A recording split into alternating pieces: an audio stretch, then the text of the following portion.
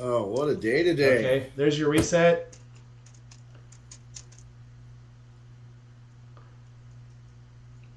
Took Get, care of a whole bunch of stuff. get obligatory 10 seconds of Norman. Damn. There you go. There you Okay, how about that? go. Oh, hey, there we are. Hi everybody. Hi. So yeah, I hit broadcast 10 minutes ago, and OBS said screw you. Apparently. Well, no wonder nobody was Okay. commenting about Gma getting drunk again on the stream. What the hell? I will not be laying blame on anybody. It's probably my fault. No, How it's we OBS was doing its own thing, laughing in the background. Yeah. Well, okay, let's try Yeah. this again. Hello, everybody. Welcome to Rainy Nights with Friends. No, wait, this is Friday Night with Friends. Same shit. Friday We're, night. we're still here. Hey, everybody. So, welcome to the channel. If you missed it, because you did, apparently, for the last 10 minutes, Yep. it was great. You guys missed it. Gma got drunk, took her shirt off. It was great. She forgot her pants. She Yeah, didn't I have. remember. She forgot her pants. Yeah, it was great. Yep. It was great. All right, everybody, welcome to the channel. Tonight we're talking about stuff. You forgot. You missed all the people we were talking about too. It was pretty intense. Yeah. All right, so tonight, man, that sucks. All right, tonight we're talking about it's winter now. Not really though, and there's nobody out on the road today. This whole week, I saw one motorcycle the entire week, other than myself. So it's been pretty crazy. So hey, let's act like we haven't been talking for 10 minutes. Doug, welcome to the channel. Hi. Hey. Hey, we've rehearsed. This should go spotless this time. We'll I was going to just say, only 10 minutes. we'll say all the things we've been saying for the last 10 minutes and pretend like we haven't been. So yeah. Yeah. And you know what? We all got our clothes on now. Yeah, thanks, Gma. Yeah. Happy to help. Does this mean that the 2 minutes start now, or we have to?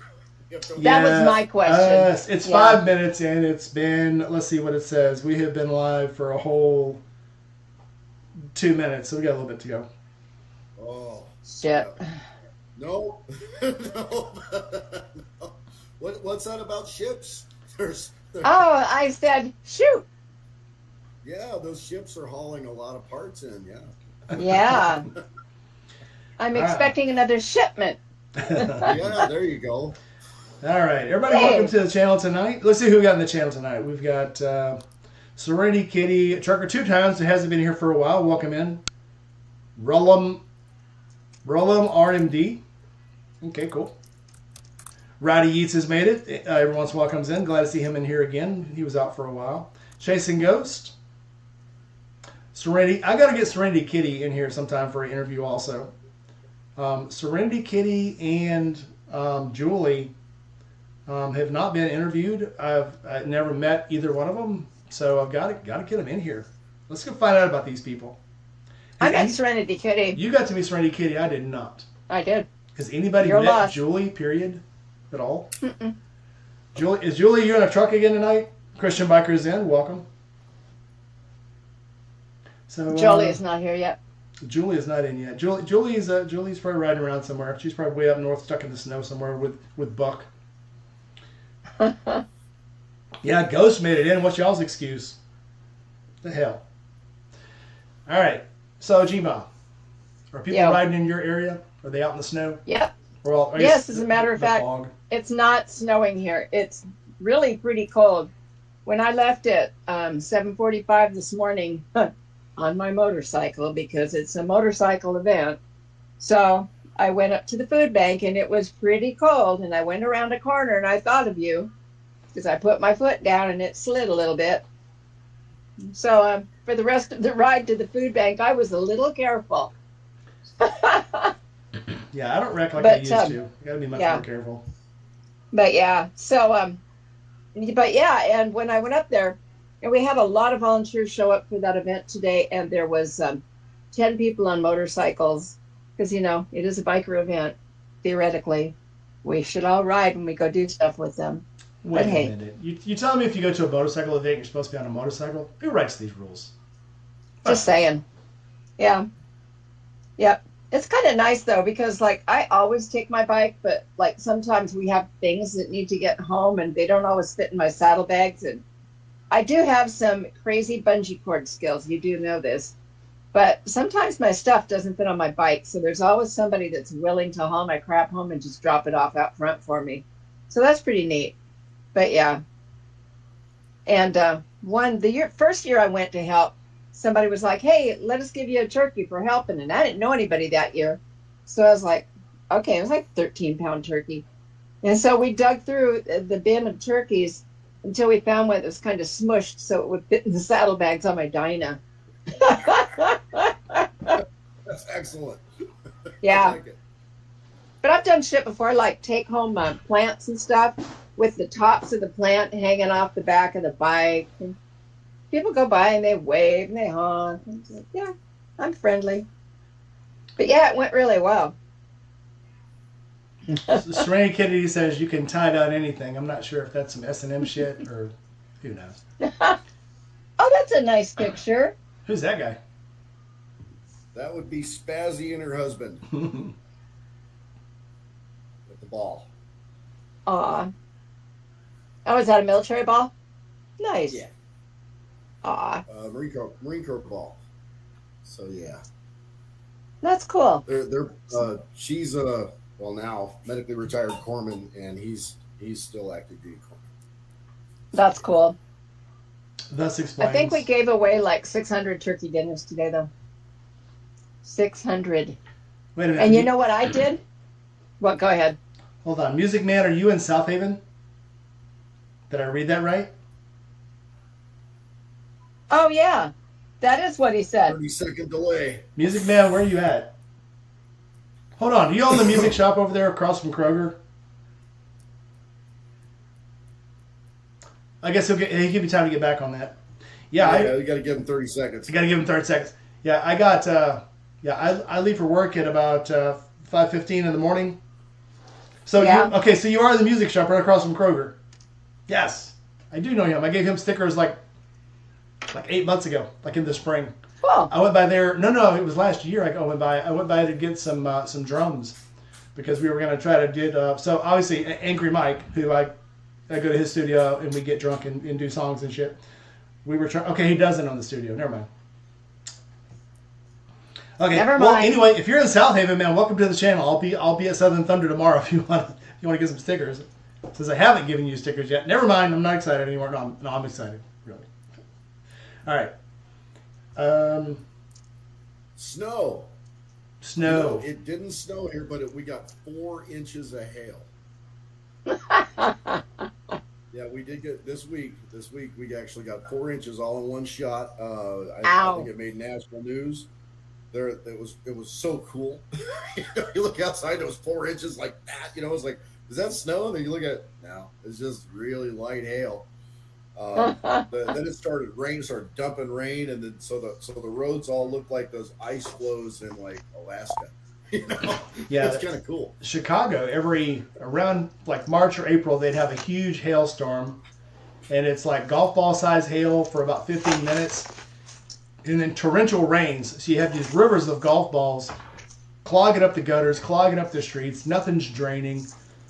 Do not miss. I don't miss nothing about Chicago, except the food. I don't miss the winter. I don't miss the summers. I don't miss the springs. Falls are okay. But other than that, dude, Chicago, uncool, man. Chicago's uncool. Well, I just thought it was kind of weird that we had 4 inches of hail on the ground, and then it started raining, and I'm wearing a short sleeve shirt, going, it's like 60 degrees, 65 degrees. Where's all this coming from? Yep, way high in the atmosphere. Yeah, for sure. So everybody got a little bit of a shock here. Leak, you got a little bit of backlash. I do? Yep. Yes, you do, sir. Oh. Hey, Blake. Hello. Well, let me try leaving and I will come back. No, don't leave and come back. Yeah. See if you can. You have an open Have open Is speakers something on somewhere. somewhere? I got to do it. I got to do it. Ricola. Ricola, Ricola. Awesome. So anyway, the highlight of my day was out of those 600 people, there are a lot of people that did. Who the fuck is Stray Dog Strut? I don't know. I guess we're going to But find anyway, okay. out. So anyway, it turns was his camera just on. lovely. Okay. All right then. Anyway, my highlight of my day was people that didn't speak English. Now it's coming through It was Doug's. special. Doug, you got backlash coming through. I'm back. I do. Hi, Blake. Hello. What up, Max? Yeah, Doug, now it's yours. Hey, what's going on? Stray Dog Strut, introduce yourself. This is your first time on the channel. Hey guys, my name's Dax. Invited by Bleak. Oh, he froze up. Bleak Orders. So I was looking forward to kind of getting to know everybody. Nice. Nice to meet you. Yeah, welcome to the channel here tonight. Obviously, you've seen Bleak on here before.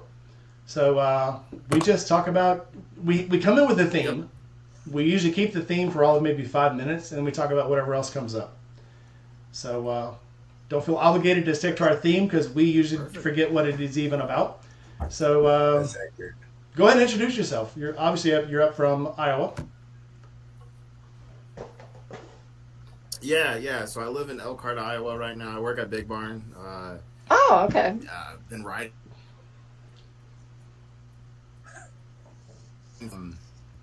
third generation rider, kind of grew up around it. Grandpa rode, Nice. my dad rode. So yeah, I've been selling bikes for about 4 years now, I think. So Nice. super fun.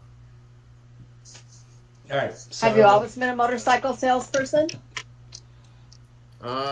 Originally, I came on board with a dealership as a marketing enthusiast, marketing guy, and then they said, "Hey, if you can sell anything, we'd love to see what you can do." So I just started selling stuff as I was doing my marketing, and it's easy when those things kind of go hand in hand. And Yeah. became assistant manager for a dealership up north, and found my way to Big Barn. Well, congratulations on that. That's the ideal job for me. I'd love to go sell motorcycles. Oh, it's fun. I swear. I mean, getting paid to talk to people about motorcycles, it's the dream. Oh, I know, right? I don't know. I was thinking about looking for a job in motor clothes or something like that, but I don't know.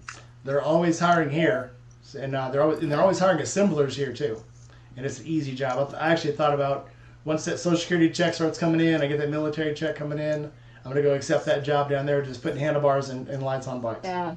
And hooking up batteries. That's the way to be. It is pretty special, the dealership atmosphere. I always Yeah. get the sense that everyone there is predominantly there because they want to be. No That's one important. had to be. So everyone there is passionate on some level about 2-3 wheels riding in general. They have rode, one of their family members rides, everyone there. And so no matter which department you're in, you get an experience. I can't speak for all dealerships, I can just speak for Big Barn. But you get an experience when you meet with Dax. He knows bikes. So it's not, disingenuous, it's genuine.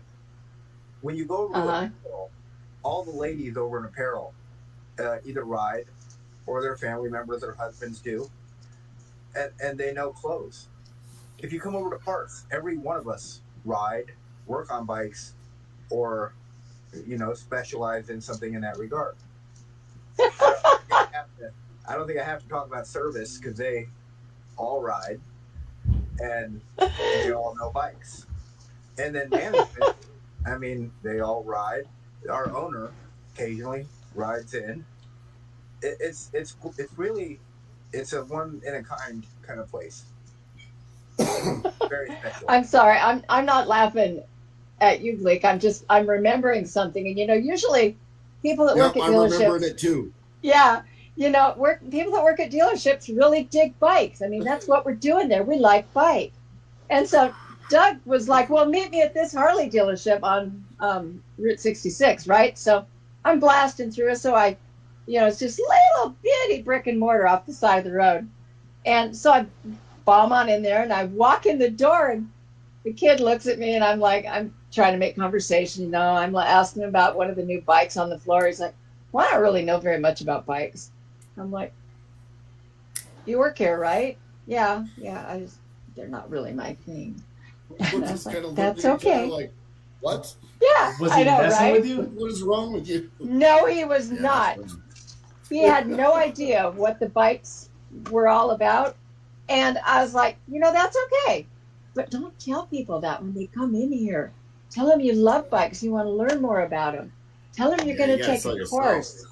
Yeah. And so he was such a cute kid, though. Yeah. When he said it, I looked to the right, I look to the left, and see all the bikes, and went, I know I came in the right place. I about died. When this dealership got bought, I've been in a lot of dealerships. That's only the second time that ever happened to me.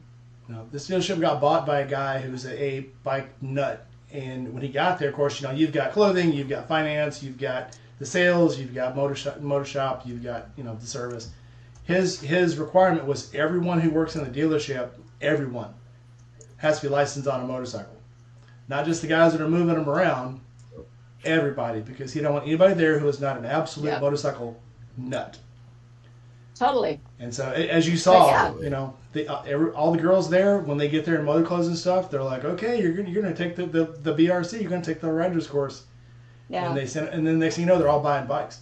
So it's multifold. One, anytime they have to move a bike, somebody can move the bike. But two, they know exactly what they're talking about, because you got a girl in motor clothes is trying to sell you a helmet that doesn't wear, that doesn't ride a motorcycle. What does she know about a helmet? What does she know about boots? What does she know about how gloves are supposed to fit? So it's very educational for them. So and you can tell when you go in that, Gma went in there with me. Everybody in there was an absolute motorcycle nut. The salesmen all own 3 or 4 motorcycles because they're absolutely in love with motorcycles.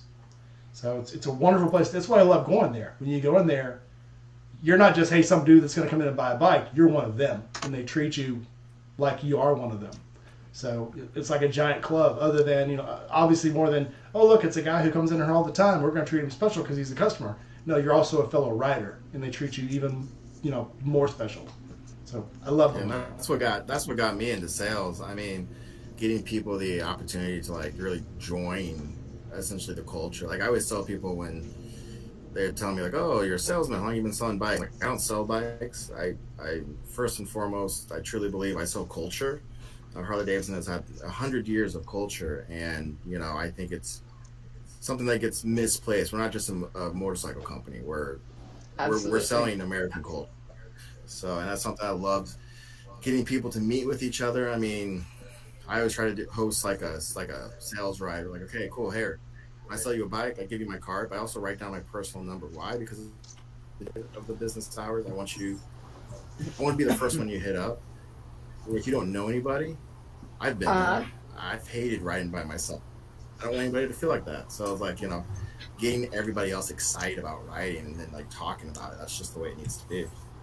Nice. It kind of reminds me of the old, being from Texas, we have Bluebell ice cream. And the commercials always used to say, we eat all we can and then we sell the rest. And that's like a lot of, just like these dealerships. That's my kind of ice cream. I love ice cream. I ride all I can, and the ones I can't ride, I sell.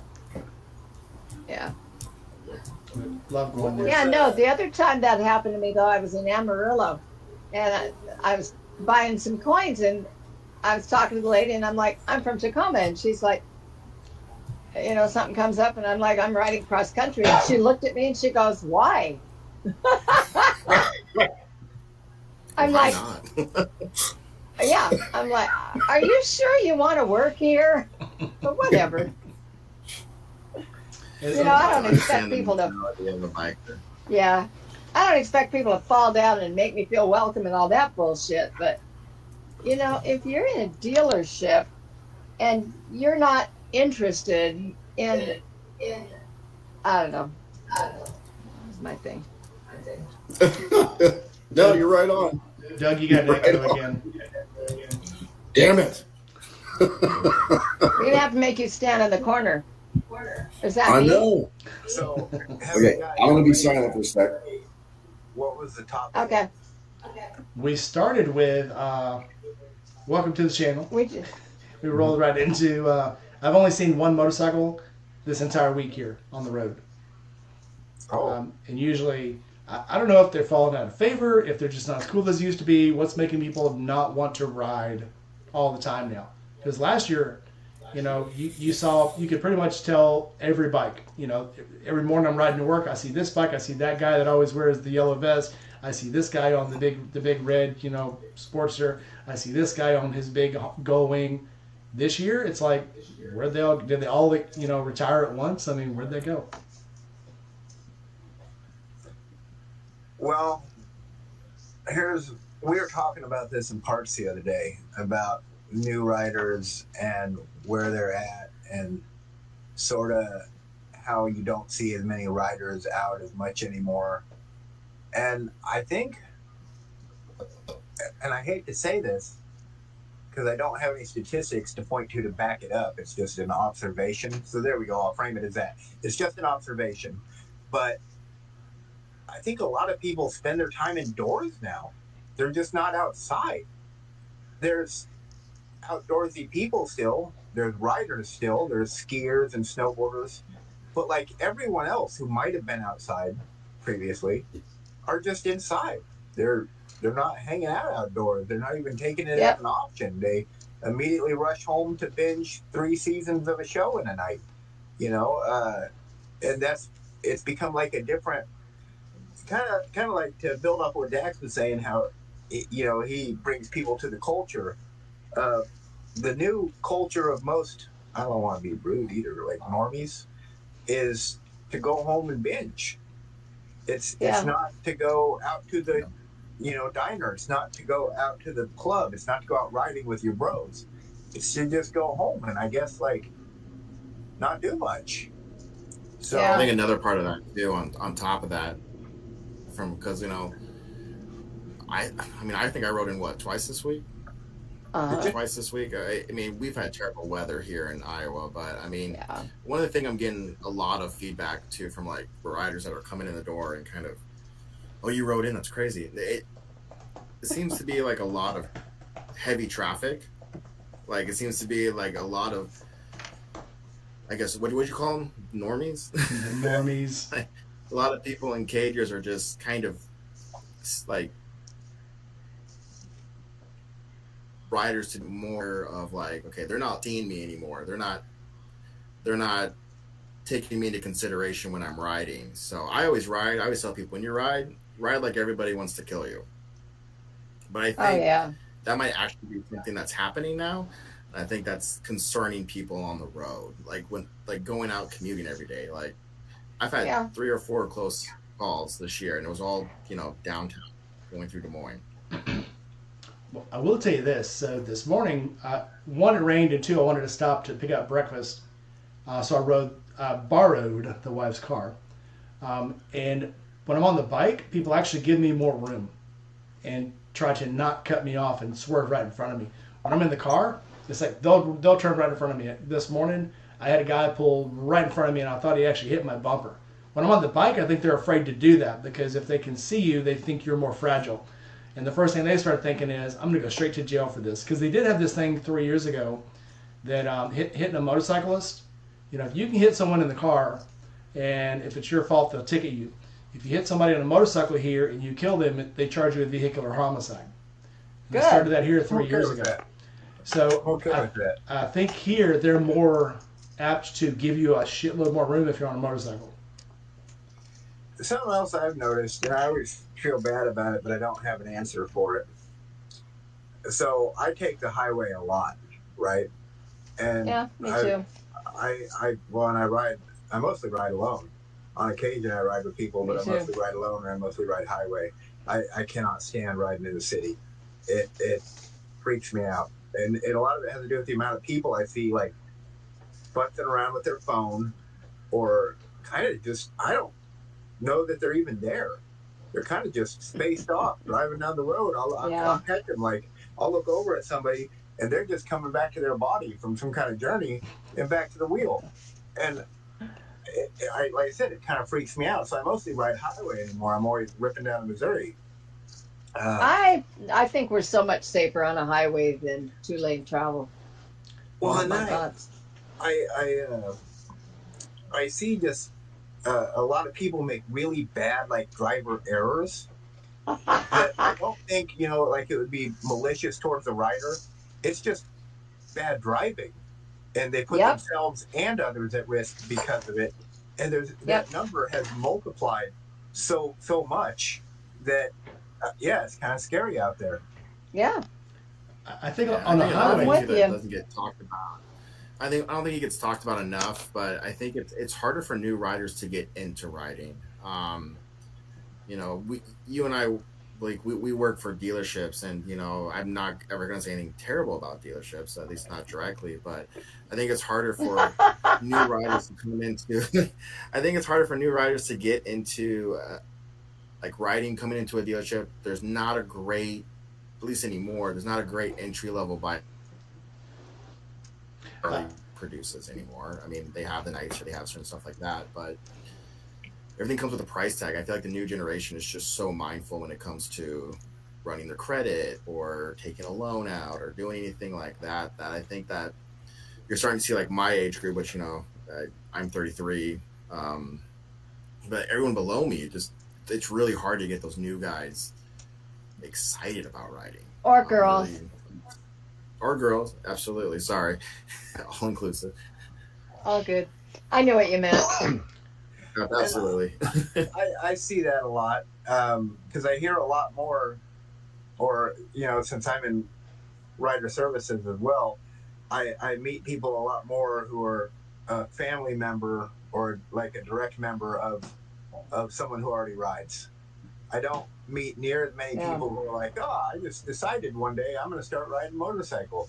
There's some catalyst that preceded it, and it's often I'm learning to ride because my dad rode, or here's my dad. We're going to go ride together, and I want my license, and he got his just last year, and it's always like, well, yeah, about 70% of the people on the road don't have licenses. Welcome, we'd love to have you. And the amount of people I can't think of a single person who's come in like, yeah, I just decided to start riding. It sounds like a good time, you know. I would actually, I'd actually agree with that because you've got like the Harley. The only Harley you're gonna, or the only bike you're gonna find in a Harley dealership is usually gonna be a trade-in that's small enough for a beginner to start on. I know everybody hated those 500s, but people could actually buy those as start on them. You know, if a new rider goes into a Harley dealership, here, jump on this. You know, the smallest bike they've got is the Sportster now, that everybody talks about has so much power and is so strong and is so awesome and is so fast. Some guy that's just starting doesn't want that bike. So until they get to a bike that's actually entry level, and it's the same thing with Honda. Then when Honda used to have 250s and Honda used to have, you know, smaller bikes, and now the smallest bike they've got is that little Rebel. And it's definitely, I mean, it can be a beginner bike, but it's not a, hey, you just started riding, get out here on this bike and ride it bike. Nobody has that bike anymore. So I always come back to the Grom groupies and how Honda tapped onto something briefly with the Grom and had a whole bunch of young people kind of flush in because that bike was in about the 2.5, 2.9 brand new range. And then if your buddy had one, he had already, you know, kind of clapped out, then you could pick one up even cheaper. And it kind of built its own little culture. And I 100% agree. Harley's only entry-level bike, because I've rode every one of the new bikes. I made it a point to when I had the option, and I'm glad I did, because I learned a great deal about it. The Nightster is absolutely what my opinion only, which you're paying nothing for, would classify it as a very beginner-friendly bike. It has rev limiters. You know, like every time you can wring its neck, and you're not really doing a whole lot. But it comes at a $10,000 price range. Now, again, Honda tapped into something at max was 2.9. A person who's maybe trying to get out from mom and dad's house or is out on their own and young and doesn't have a skill set or a lifetime career to have elevated them to a certain pay scale in life doesn't have $10,000 to just go drop on what amounts to a luxury item. You know, most of them, and this goes back to the earlier comment, most of them are running to buy Nintendo Switches. You know, Animal Crossing is pretty popular. But I think Harley could really do themselves a service if they came in with a 125, a 250, something that was fun though, because one of the beauties, one of the hallmarks of Harley Davidson is its aftermarket community. If you look across every manufacturer, there is no other motorcycle manufacturer on the planet Earth with as dedicated, or is verbose the right word, just wide open aftermarket community who make parts for every single generation of that bike. We've talked previously on the show about Wheels Through Time and them resurrecting bikes from 1903 all the way to 1953. Just figuring it out, making parts, making them work. If you get into the Dynas or any of the old school twin cams, there's TC Bros, there's Thrash and Supply, there's a million aftermarket companies making something to make that bike you, to make it yours, to make you stand out and feel like you're part of something else. And you don't have that in any other manufacturer. You have a very limited catalog of what might be available, and it's going to come directly from the manufacturer. Yeah. Or some aftermarket company like Tail Tidy that just specializes in getting rid of that awful shit on the back of your bike. I think nobody makes really a standard bike anymore. Honda makes that SL 500, but that's not really a standard bike. That's still more of a sport bike, and they have that CB 300 and the CB 500 also. They call them standard bikes, but those are sport bikes. There's not a bike that someone can feel comfortable on just starting out. And you look at these Chinese companies, and they're making all these 200 and 150 cc bikes that are standard bikes, but nobody wants to buy a bike off of eBay. Nobody wants to buy or off of Amazon. Somebody wants something they can go to, look at, and go, okay, how's this thing feel? And again, everybody's getting away from making those bikes now. Well, Honda used to have that awesome the Shadow line. That was something I got. I'm a Harley enthusiast. I bleed the bar and shield, but man, the Honda Shadow line, that's what I started learning how to ride on. I had a Honda Shadow 600, and great first bike. Yep. It was affordable, easy to work on, and it got me excited about, okay, what am I going to jump to next? And yeah, I have to agree. Like Harley doesn't really have that anymore, and no one really does. Well, the Shadows you can find and snatch them up. The bad thing about Honda, tried really hard to make Harley into a boutique, into a luxury brand that was on the same level as like walking into an LV store or a Balenciaga or something. Very boutique. All the dealerships had to meet a certain threshold of pretty, and all the bikes had to be above a certain level to sort of be exclusive.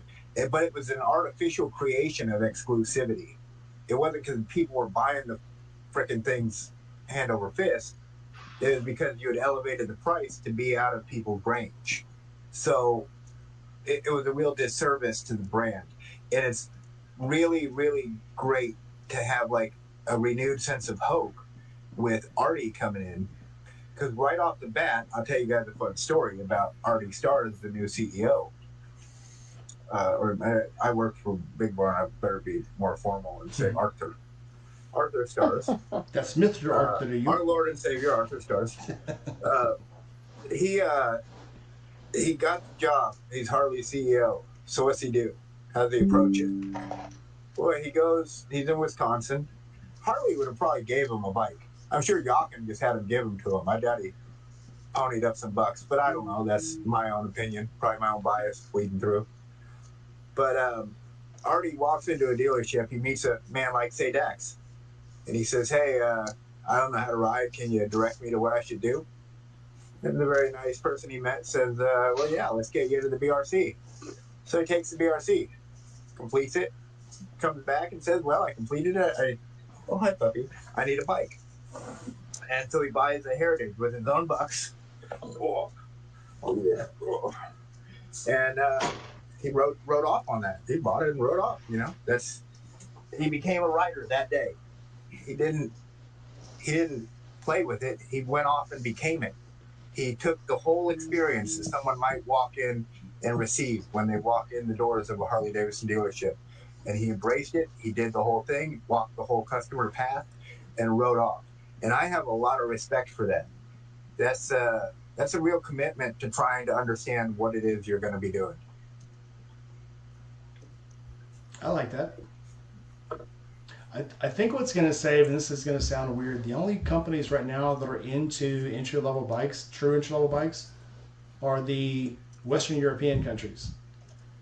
And if any bike can save motorcycling as a pastime and activity, it's going to be Triumph and Royal Enfield. Royal Enfield. Because Royal Enfield right now, there are some Harley dealers that actually have Royal Enfield dealers inside the Harley dealer, because they've started to understand if we don't want to get people on Harleys, we've got to get them on a motorcycle period first. Yeah. And we can always, we can always, frost the cake later. Right now we need to get them interested in eating cake. We'll get them into this cake, and then they'll be like, it'd be good on this chocolate frosting. And then we can move them up to a bigger bike. Cake. We can get them up to a Harley. Well, here's an old little tidbit of history that I'm sure you guys know, but I like to reminisce. I'm such a history buff. In the 70s, the Jay-Z companies began to, the foreign companies, the import companies began to flood the market with cheap bikes that were fun to ride. Harley already has an entire fleet of absolutely, jarring, fun, exciting, wonderful bikes to ride. And I know they never do this. I would cut every bike on every dealer's floor in half. And if you have the motor company have to pony up the bucks or take out a loan to subsidize the dealers to help them get through this, get every single person who's ever even thought of owning a motorcycle in the position to be able to do it. And ride off on a Harley Davidson. Get every butt that's not on a bike currently or needs a better bike than the bike they have. Make it attainable. Get their butt on that Harley Davidson and get them into the family. And you do that. Why I think flood the market. And you tip it over. This is a big worry. This is why they destroy inventory when they have too much of it. But you do it anyway. Because the end goal, the other side of the pipeline is you have an entire new generation of riders. Sorry, Dax, go ahead. No, you're good. No, I was just going to say, on top of that, too, you're kind of saying it without saying it. But that's why that used market is so important. That's why dealerships really, to me, I feel like the used market or the used portion of any dealership is more important almost than the new. Like new, you're going to have your factory warranty. New, you're going to have probably your better interest rates and stuff like that. But at the end of the day, though, your average rider doesn't want to pay that price. That's why having that quality used inventory is so important, because it introduces people honestly at an affordable price. You can walk in there, find a used Honda Shadow, you can find a used Sportster, you can find a used Softail or Dyna. Because I always tell people, the early model Dynas with the 88s, 96s, great beginner bikes. You can get confident on it, still cross the country on it. And if you want to upgrade down the line, you can. But the used market is to me so important to the biker community and getting the new generation in. Like I said prior, they're so conscious about what they're going to be paying, not just monthly, but as a whole. That's where the used marketplace is important. I mean, I can remember when I first got into this, it's like nobody bought a motorcycle on payments. We just didn't do that. I mean, you saved up your money and then you went and you bought a project and you put it together. Yep. And if you didn't have the money for your parts, you had to wait. And you had to work a little more.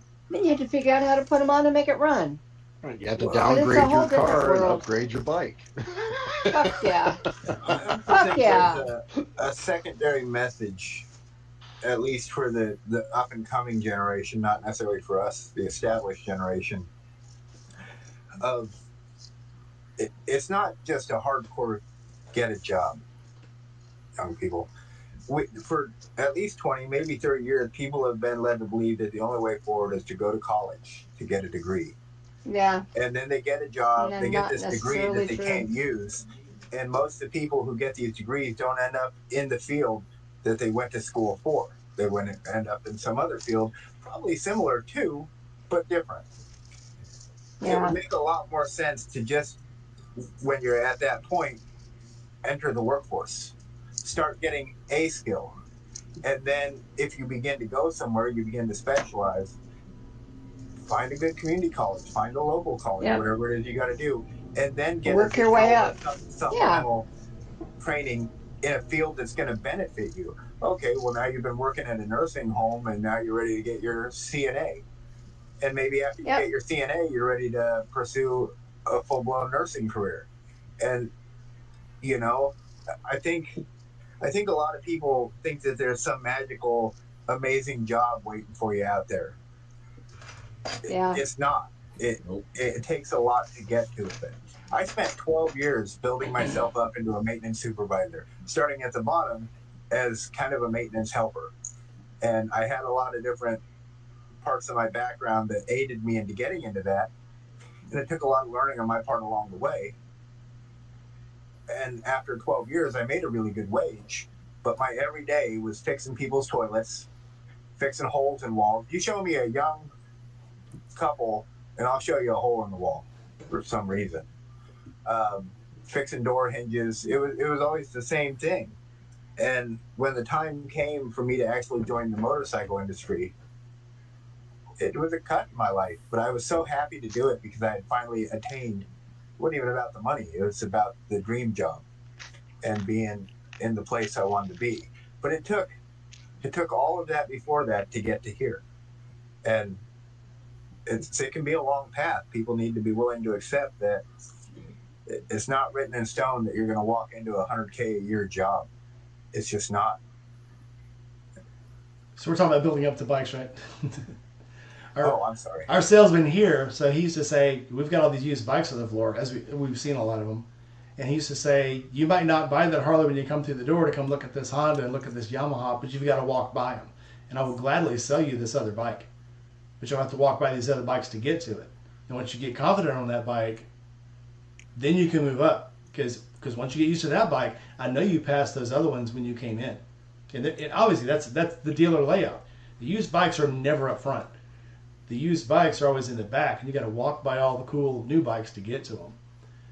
And you see those bikes, and and subconsciously, you're not ready for that bike yet. So you go buy that other bike for $5,000-$6,000. You ride it for a while, and you keep thinking about all those bikes you had to pass by to get to that big bike, or to get to the bike that you get by. I don't mean to put Dax on the spot. To your knowledge, what is the cheapest bike we have on the floor? I just sold it. No, it was a 1995 Sportster.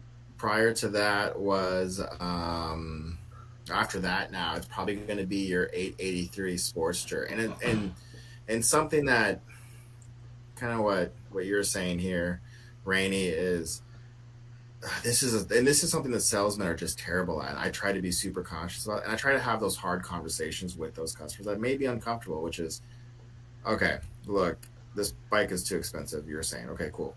Be honest with me. What is your budget? I want you to be successful. I don't want you to hate me down the road. I don't want to bury you in a bike that A, you can't handle, B, you can't pay for. Be honest with me. What are you trying to accomplish, and what can I do for you in the longevity of your riding career? Because to me, it's more important to set you up for success versus, and I've done this before where I've committed the salesman cardinal sin.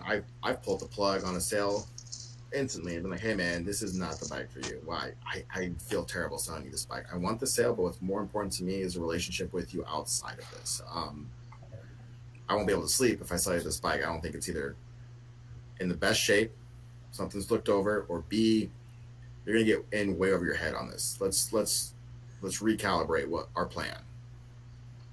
So yeah, I mean, you're building a future with that customer. It's not like you're buying. What's that? It's not like you're selling them a refrigerator that they're going to keep for 10 years and they'll be back in another 10 years to buy another one. This guy might be, if you trade him right the first time, he'll remember you. Because I do. There's three Harley dealers within probably 30 minutes of me. I go to one. Because the other ones either treat you like they want you to buy shit and get out. They don't care about showing you the bike. They don't care about talking to you about the bike. They just want to sell it to you. They could care less about showing you different bikes. So and that's why when I lived in St. Louis, I tell this story a lot. There was a pretty good Harley dealer up there, but when I went in, they had this denim blue Dyna with the denim pattern, the matted denim, and I was in love with it. And this was in 2007. And I loved the bike. And I was like, yeah, I want this. He goes, you know what? Because this bike is basically a Sportster with a bigger engine on it. You're not going to be happy with this bike. You want this bike. And he's trying to sell me a Road King. I'm like, no, I want this bike. This is the bike I want. He goes, you're not going to be happy on that bike, and you need to go with the Road King. I was like, no, I want this Dyna because this is what I want. It looks pretty cool. I like it. I love it. And he pushed this Road King on me so hard that I finally went, never mind, I'm going to go somewhere else. And I ended up buying the Honda Sabre instead because I was like, well, fuck this guy, Right. And he just burned his bridge with me. And, more than likely, I would have kept that Dyna for 3 or 4 years and went, yeah, let me move up, get a bigger bike. But not from that dealer. And I did end up doing that. But not at that dealer because that guy I knew did not care about what I needed or what I wanted. He wanted to just take my money. You got to build those relationships. Right, and I've said it before to customers before, like, what's my worst trait? I'm probably a little too transparent. Why? Because some of these customers, they come in and they're so guarded.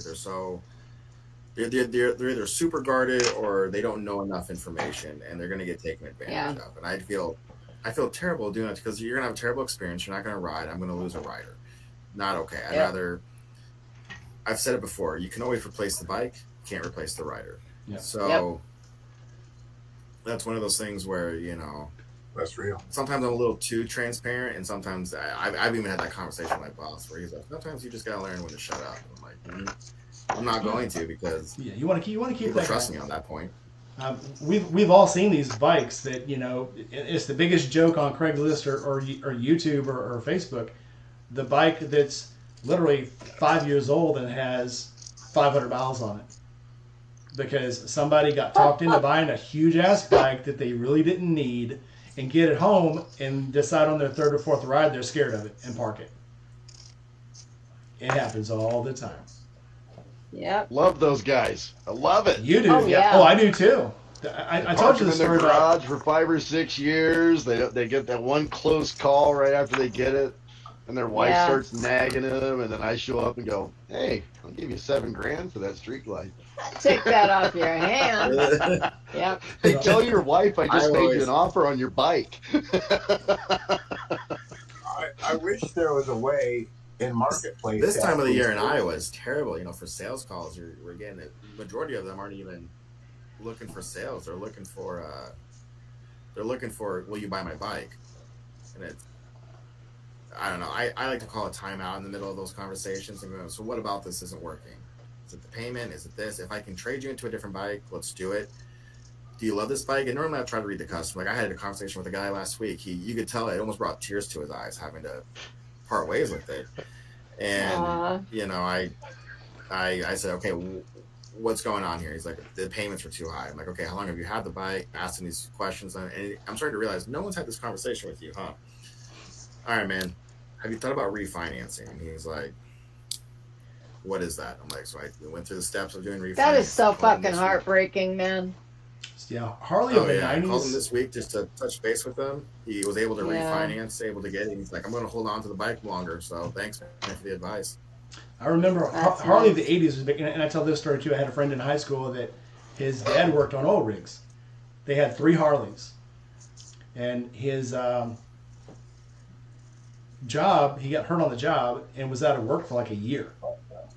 And he lost his house, he lost their cars.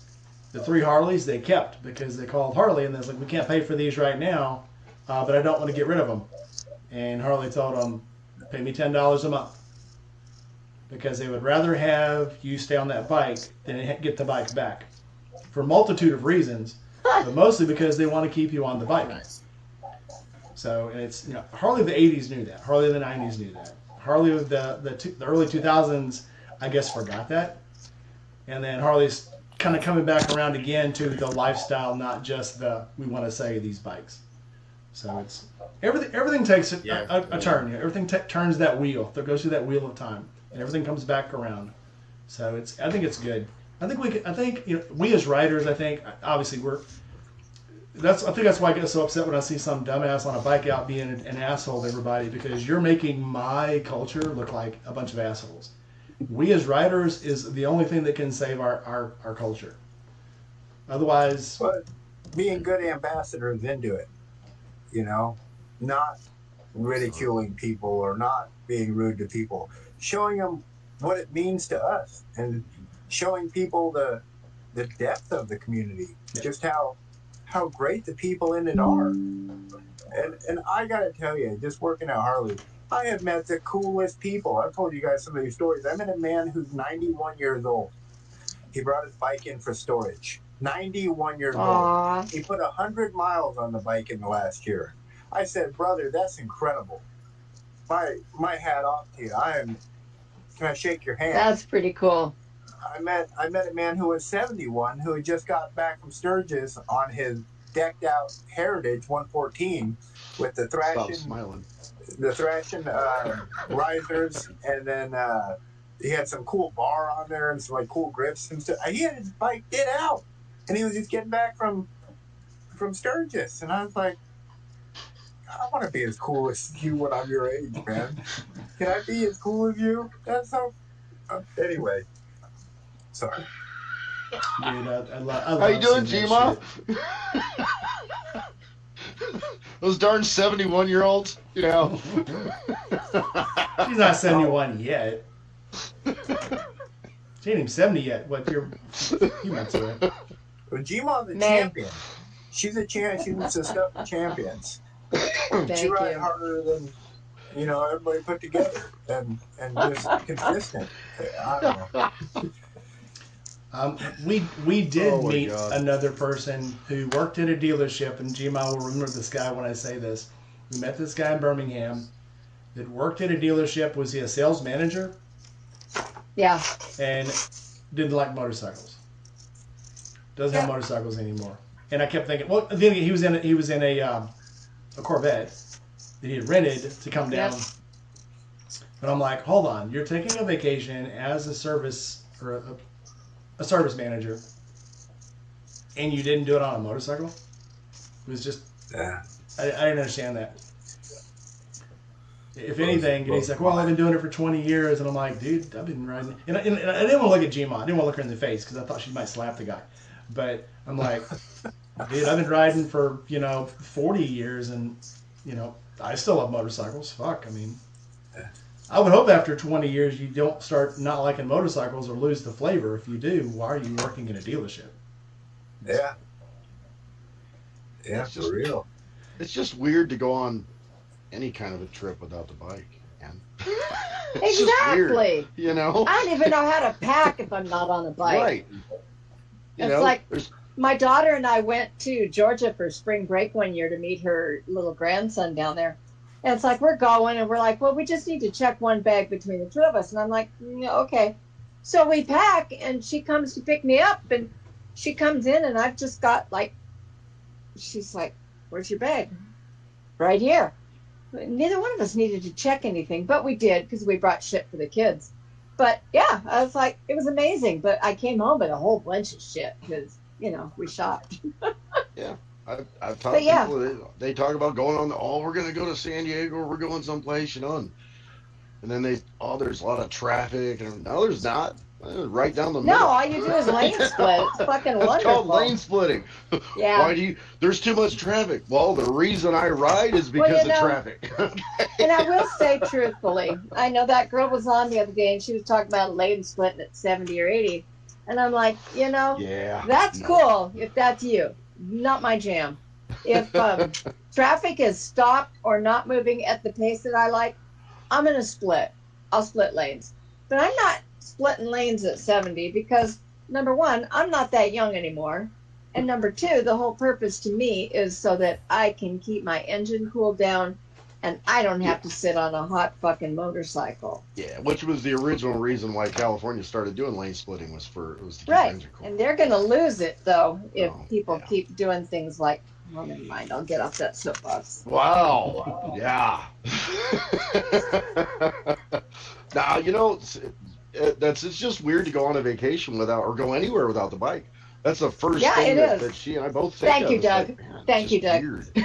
I have a different philosophy than seems like most people, I guess, on bikes. I think get the bike you want. Get the bike that feels most comfortable to you. And then if you haven't ridden before, get the bike you want. Learn how everything on that bike goes. So learn the bike you want. Yeah. Eventually, you're all going to end up on a street glide or road glide anyway. Road King. Road King. Yeah. I fucking love my Road King, man. We lost. So you're either going to be on a Road King or a street glide, or you'll end up on an electric glide if you want somebody to be able to sit comfortably behind you. Okay? Oh my God. So. I got on my Dyna to ride it to the food bank today, and I'm going down the road and I'm like, first off, I go to pick it up off the kickstand and I almost threw it over the other way because the Road King takes a lot of heft to pick it up.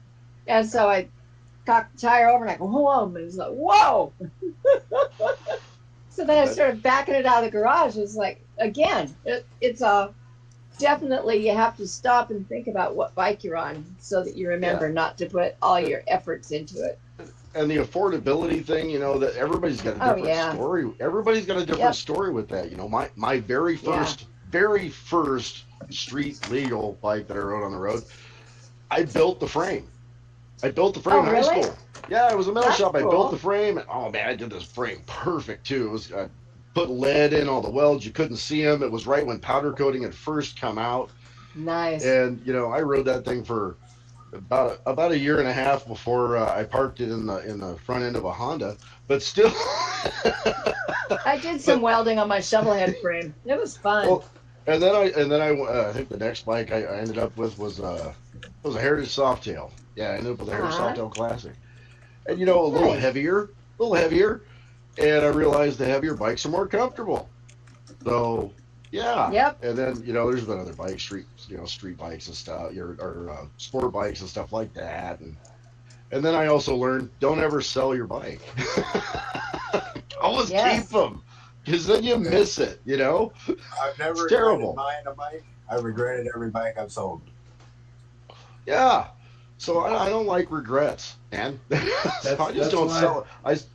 Oh my God, I sold that Heritage Softail Classic to this guy and thought, yeah, this is going to be good. He's going to treat her well. No, he chopped the hell out of it and turned it into an obnoxious piece of crap. It ended up getting seized. And then I saw it on an auction site and just said, I can't. I can't. He took it and put some tiny ass tank on it, and if I ever see that guy, I'm gonna knock his teeth out. It just looked ridiculous. It just looked freaking ridiculous. Like, why would you do that to a perfect bike? Obnoxious. Some people. It's obnoxious. Same reason they paint Corvettes pink. It's just somebody thought it was a good idea. Somebody wants it.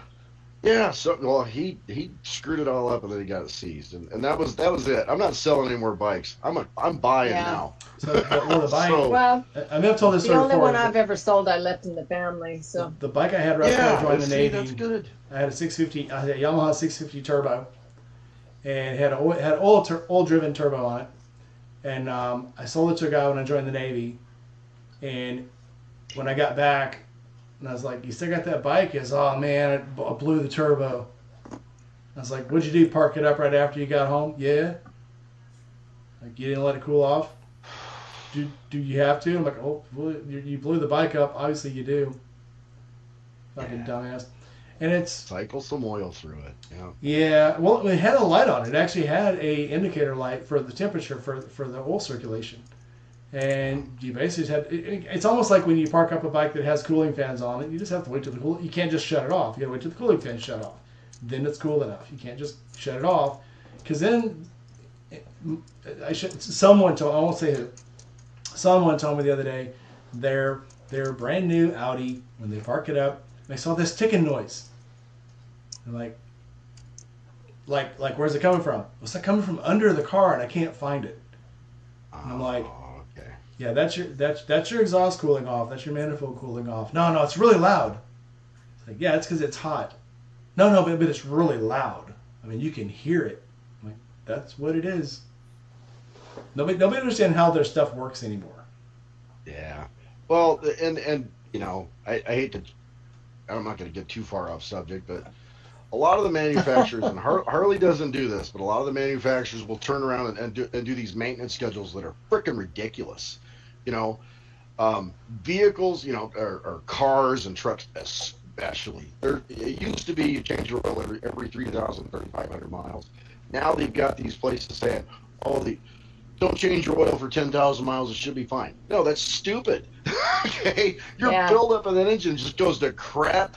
The valves start clicking, it's terrible on an engine. Change your oil at least, people, 5,000 miles. At least every 5,000 Mine miles. have to be changed every 3,000 miles because of the build I have on my engine. And with bikes, it's kind of the same way, you know. Maintain them well. Oil changes are not hard. YouTube has a bunch of videos if you don't know how to do them. We got a video of Gma laying on the floor in somebody's garage.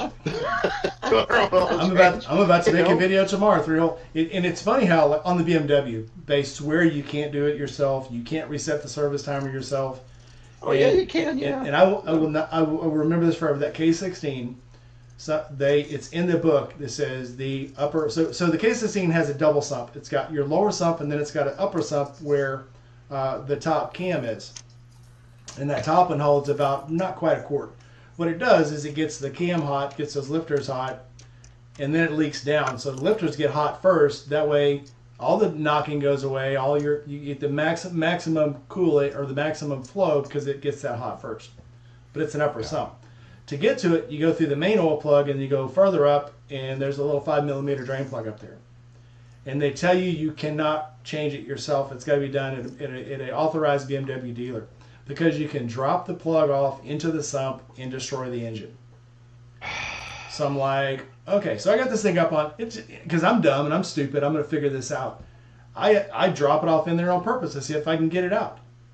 Well, the inside is, anybody saw that video when I pulled the drain plug, the last quart comes out in 4 little streams from 4 different corners. The inside of that pan is beveled. It has 4 little runners in it. And so basically you just shake the bike and it gets into those runners and it falls out. I did that on the video. It's like, you can do this yourself. It is not hard. Now BMW wants to sell you a special, they call it a super socket. And all it really is an Allen wrench with a 1/4-inch drive on it with a plug. So basically, you put an extension into that plug that's welded into a socket or a 1/4-inch drive extension, and you unscrew it on a ratchet where you can get it out. And it's like you can do the same thing with an Allen key, not hard. So well, the other thing I'm kind of seeing also on these newer, especially this new one that's sitting in here, is all of the emissions, literal garbage that's on it. I don't want to throw oil vapors into my intake. Okay, it's such a crappy idea. That's just stuff I got to clean up later. You know, that's the first thing on. And you know, I know it's illegal. You can't do it. So make sure when you go to Mexico, you know, you rip all that crap off of there. Get that stupid cat out of there. Get rid of those stupid oil breathers that throw the vapors right back into your intake, because it's going to trash your intake. The next thing you know, everything's going to start clicking in that engine. It just pisses me off. I've almost convinced myself now that all these catalytic converters that are getting stolen by cokeheads are actually getting cut off by the owners and getting bypassed. Yeah. Well, there's some pretty good drill bits out there that go right through it. So, you know, that's about the best thing you can do. And I know they turn around and say, oh, your warranty's void and everything. Yeah, that's great, but I'm still going to have an engine at 100,000 miles that's clean. Well, the shop trucks we had out at work, I mean, we're driving these things around a plant. We're not going to get in these things and drive them anything more than like 5 minutes around the building. and all of the catalytic converters were plugged. And so we would knock a hole in them, about a 4x4 inch plate out of the bottom of them, pull them down, drain the catalyst out, weld them back up. And they ran great, and boy were they fast. Holy shit. An old Chevy 2500 will haul ass if you cut out the catalytic converter. Just saying. Yes, they will. We're running them around the plant. We're not going to take them on the road. They're not roadworthy anymore. The last that time they've been registered was probably 10 years ago. So we can do whatever we want to with them because they're on our property. But if you're not getting, and I don't think that's what people understand about these catalytic converters. You can't get in them, drive them for 10 minutes to the grocery store, park them, jump back in them, drive them 10 minutes home, and they ever actually work or be efficient. They'll eventually just get plugged and they go to shit, and your engine goes to shit, and then you're like, whoa, why is my engine all fucked up? Oh man, we got to redo your freaking your exhaust system, and nobody knows why. If they know why, they won't tell you because they'd rather you buy that whole new exhaust system because they say, oh, your exhaust system's plugged. How's that happen? Right. They're not. We've got the society. We've gotten away from repairing the part. Instead, we just replace it. Yeah. And people don't realize for $20 you can just repair that, $150 or $300 item. It's kind of like the what was it, the 89. So was that an 88 cubic inch engine? When they came out with that, they had that electronic ignition, and it was so stupid. At the time, it was like $125 or $130. And I'm like, and I, of course, on mine, it was jacked up. And I said, wow, I can go down to AutoZone and get $7 points and condensers and replace that garbage, and I don't have to deal with it anymore. Do you remember back in the 80s, in the 70s and 80s, you could repack mufflers? Yeah. They sold packing media. You could. You would never even think about that these days. It's like, what, man? Yep. I'm having to deal with that on one of my pickup trucks out here. The throttle body's gunked up, and I got to look at them like, I haven't really done much with this engine. Let's take a look. Oh, look, it's where the oil breathers are going in and crapping it. This is why it's so sensitive to me right now. I'm getting pissed off. It's crapping up the stupid sensor that's in there. Well, for $25, I can take it off and clean it. Yeah. And Harley's doing the same thing right now. People don't think about these things anymore. Well, Harley's doing the same thing. They're throwing that oil, that oil breather right back into your intake, and it's the dumbest thing. Yeah. Hey, Red. Angel, you look very festive. How are you? You look very Christmassy. Welcome in. Christmassy? Yeah, all like was it all red and forest green, girl. the elven green, red and green, yeah. Oh yeah. Oh, you're just getting me in my Friday best slob clothes. Yeah. Like just slobbing around. Yeah. Oh, you should see me from the waist down. I've got my fuzzy Mickey Mouse pants on. I'll never tell. Oh, dude, stop. Nobody wants that visual. You saw them. You were here. Yeah, I saw my them. credibility with you guys if I do this, but I'm transparent. The only way, yeah. So, Red, rock the Crocs too sometime. We're talking tonight about people aren't riding as much as they used to. Some people. Yeah, this whole week I saw one person out. Well, normally people you would see like this time last year, I would still see probably between 5 and 10 people on the way to work, probably more than that on the way home from work. This year so far, like pretty much this whole month, haven't seen anybody. This week I saw one person on a motorcycle one day, and he was from up north and came down for the warmer riding weather. So what's going on with people? Are people not riding anymore? Are people giving up riding? Is it just a bad time of year? Are people? I know people up here still riding. That's what I was gonna say. I just watched a video the other day where Red Rider was going to test a bike, I think, and the bike broke down along the ride. And it was, I forget what you said, it was like brutal cold out where you're at. And yeah. I was just thinking like, oh, that's gotta be yes, it is. Reinforcement of a bummer. Oh, it's already cold and now the bike broke down, but you were able to get it going again. It was like 2 degrees out. 2 degrees Celsius. 2 degrees Celsius? Yeah. What's that in freedom degrees? Yeah, I don't know. But I've ridden colder than that. 36. It's really fucking cold. That's what's in, guys. Yeah. Yeah. Like, what is that, 36 degrees or 30? Yeah. It's 36. Right around there. Yeah. Yeah. I'll still ride to work, but it gets down to maybe 20, 25, unless there's snow and ice. But it's funny because when I first started this job, people are like, it'd rain on the way to work or something, and people are like, you rode in this? And now, I drove today, but they were like, why didn't you ride your bike? And I was like, well, I had to stop and get biscuits and gravy. I stopped and got, food. Oh, okay. Because now they're surprised they first they were surprised if I rode in. Now they're surprised if I don't ride in. They don't have to-go containers? Yeah, it's about this big, and where am I going to put it? You've seen my bike. I don't have a trunk. I strapped it down to the back one time with the bungee, and it didn't turn out good. Yeah. There's 3 people at the dealership I didn't think even owned cars until one day when I seen them drive one in. Dax is one of them. I didn't even know he owned a car. And then I hear that all the time too. Our service manager, I didn't know he had a car till one day he drove it in. And then we got one of the service techs. He rides in. I think he still rides in like damn near every day. I just saw him the other day for the first time ever in a car and was like, oh. He said, yeah, I had to put it back together. It's getting pretty cold. So I was like, oh, yeah, fair, And that's pretty cool. You're riding enough when you pull up at work and park and you're standing there drinking your coffee and somebody goes, whose truck is that? The only time I've seriously doubted it when I was working at Corel, the BMW had to go in the shop, so I had to buy heated grips for the Sportster. And that's also when I bought that front fairing for it, because it was like 25 degrees and I was still riding. It was about an hour ride to work to Corel, and it's on a hill. And trying to get up to the top, because the motorcycle parking was at the very top of the hill, which is absolutely stupid. Trying to get up that hill and duck walking at the hallway, that's the one time I was like, maybe I shouldn't have sold my car. But I take my bike like everywhere in the summertime, unless I can't for some reason, like if I have to carry stuff home or whatever. But the only thing that really prevents me from keeping my bikes on the road during the winter is just the price of insurance.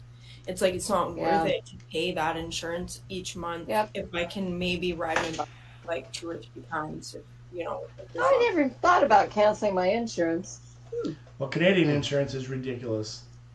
I saw a thing on. Yeah, I pay like $125 for each of my bikes. For a month?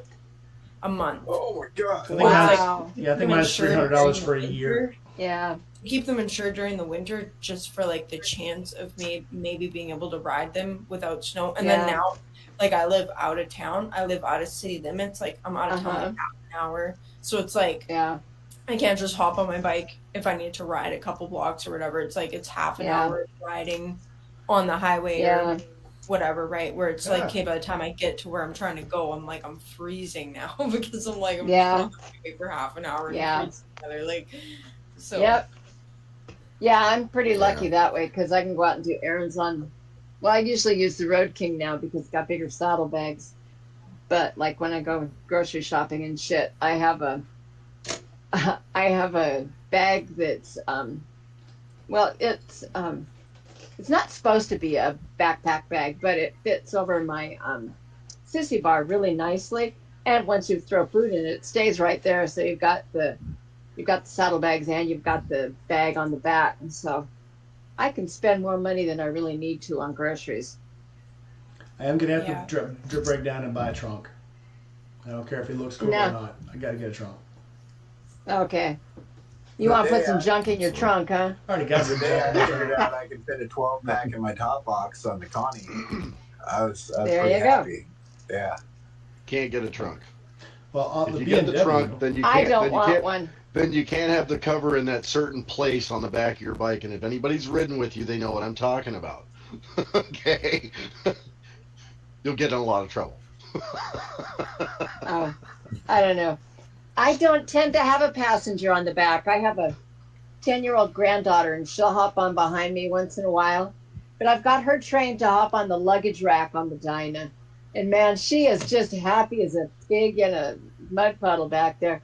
She'll be back there, and she's rolling down the road, and she's waving at people, and she's, hi! She's just happy. That's I awesome. love it.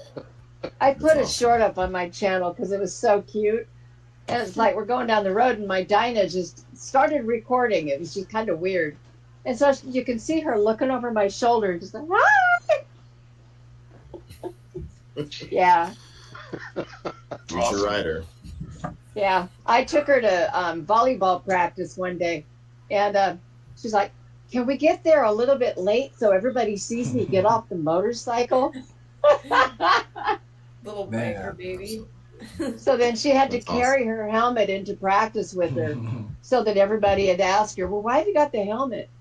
Well, because I had to ride on the motorcycle. My grandma doesn't have a car. Yeah, grandma didn't have a car. Yeah, it was so cute. Well, the stories that she could add to that. Yeah, we got a fight on the way here. Yo, I had some guests arrive. I think I got to dip out. But Red, I feel so Oh. bad for you. I had to check. Man, that's terrible. I can't believe they're doing you like that. I pay $40 a month for 2 motorcycles on my insurance. Wait a minute. Who do you have insurance through, Bleak? I need to know. Progressive. Okay, thank you. Yeah. Yeah, and that's the silver Progressive, plan. That's just their silver Silver? plan. I didn't Thank go with you. the basic stuff, and I didn't go with the top tier stuff. I just Okay. went with what I thought was middle of the road, had a lot of coverage, and I think I have. Bleak, I've got your contact information. I'm going to get back with you if that's okay. Yeah, and then I love Okay. that you got my picture up. That's so cool. I love you guys, and y'all have a wonderful Bye. evening. Have a good Be week. on. See you soon. Bye. See you tomorrow. Oh my God. Oh, Oh, I do see you have tomorrow. his picture up. And you know that brings up a good subject. A good subject. We were talking about getting writers. in. I got to get this framed. When my son, when he was little, he would ride around with me on shoot. I think I had another Heritage then, and and now he's the only one of the 3 that has a bike that still rides. So the rest of them don't. So you know it does work. It didn't He He stick says with the anyone. silver It really plan does. with Progressive. Did he say the silver plan with Yeah, Progressive? silver plan with Yeah. Progressive. That's what I've got. I've got Thanks. Progressive. Yeah. They're really good. I'm not going to say what I pay because it's ridiculous. I've got 2 trucks and a car and a SUV and 4 bikes and yeah, it's Well, ridiculous. I've got what I pay. Geico and I'm getting ready to make a yeah. change. Progressive's always been pretty good. Yeah. Progressive and Yeah. Allstate, they pay. You don't have a hassle with them whenever there's a problem. Well, I So mean, that's why I went don't, with Progressive in the first place. I don't, the only insurance I run on my Sportster because it's a show bike is, the coverage for like incidental loss if there's something that happens to the house. So, because I don't ride it every day because it's a 74 Sportster. Who wants to ride that kind of shit every day? I don't. It's too slow. I know. Don't talk dirty in my ear like that, Doug. Don't say that to Rainey though. No, dude, It I love is my slow. Sportster. I love my Sportster. It's I freaking love awesome. don't get me wrong, I fucking love my Sportster. You know that, and I can never sell it. But as far as that goes, I was thinking about trailering it up to Shovelfest if they take other kinds of bikes. But I don't know. I don't even know if I can get into Canada, so we have to figure that part out too. I had That's Progressive. one. I had Geico back when it was military only, and it was great insurance. And it was great insurance right until they opened it up to fucking civilian or what the normies. Yeah. Yeah. Yeah.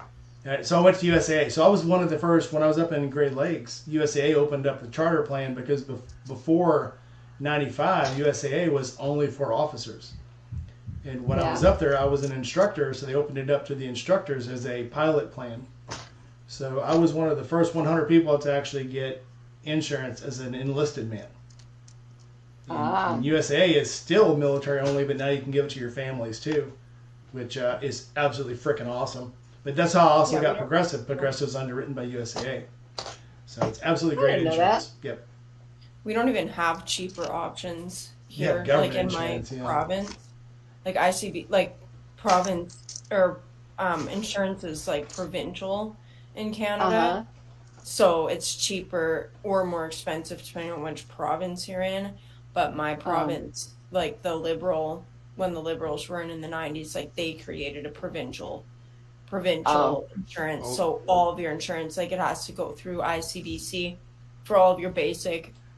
And then you can get your comprehensive through a private insurer, but it's like by the time you're paying basic insurance through ICBC, it's like the amount you pay to get private insurer for your comprehensive is like doesn't really even end up being worth it. Like it's just Well, so we are looking for a 51st state, you know.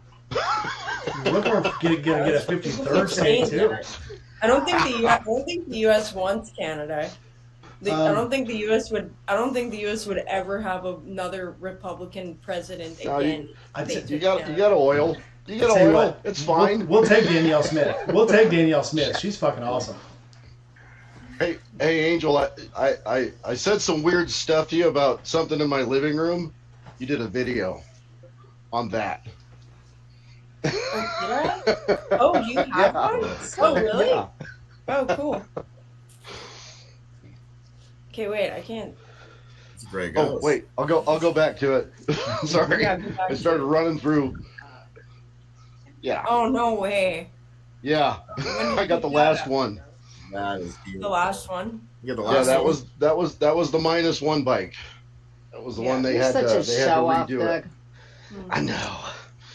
You know, like I said, I've only purchased one brand new bike. I said this last week. One brand new bike ever, and that was it. I would have done it in 1990, but I couldn't afford it. And when this one came out, I was like, there's no way, because they were selling them before they were coming to the dealerships. They were selling them while they're still in trucks. And I said, God, there's no way. They called me and said, if you were going to buy one, what would it be? And I told them that one.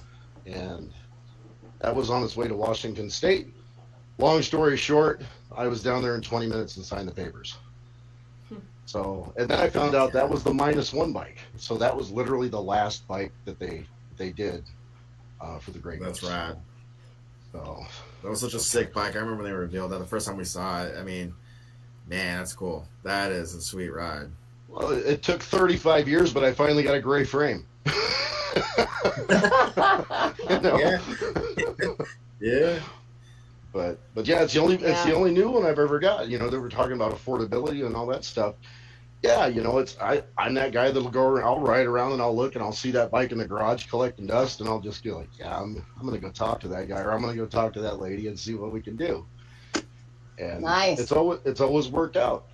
You know, it's always worked out. So, everybody has to have a hobby, Doug. Speaking of everybody, make sure everybody hits that like button. There's a lot of hobbies. Support the channel. I know. They're all expensive, I swear. I have to pop out for a minute. I'll be right back, Reenie. Okay, yeah, any hobby I've taken. So what does everybody ride now? I'll be right back, you guys. Okay. I don't know, though. I think the most interesting bikes that I've ever seen anybody ride is Angel's bikes. Hers are all awesome. Every bike that I see, she'll be sitting in her garage working on stuff, and it's like, oh, I want that. I want that too. I want that one. I mean, I only have one like actually cool bike, which is my shovel head. Like my Yamaha, my little XC250 that I just took apart. Like that thing was pretty cool for what it is. But I mean, I'm not gonna like ride that. I'm kind of sad that I took it. That it's like that I'm converting it to a dirt bike. But it's like I want a dirt bike. I have a bike that's just like technically a dirt bike. So I'm like, it doesn't make sense to like buy myself another bike while that thing's sitting there, and it's and like the way that it was, whatever, just as a street bike. So my only cool bike, in my opinion, really, I mean, I like my old XT and whatever, my old trials bikes are cool, but like my shovel head, my Dyna's just like whatever, it's whatever, like I don't care. My Dyna is like, I like the bike and everything. It's a good bike. It's reliable. It's been reliable so far. But I don't care about it. Like, I'm not like, ooh, yeah. Like, I don't look at my Dyna like, yeah, it's such a beautiful bike. Like, I don't care. Like, I'm just like, I don't care about my Dyna. I'm like, I don't care. That's why I'll put a windshield on it when it's cold.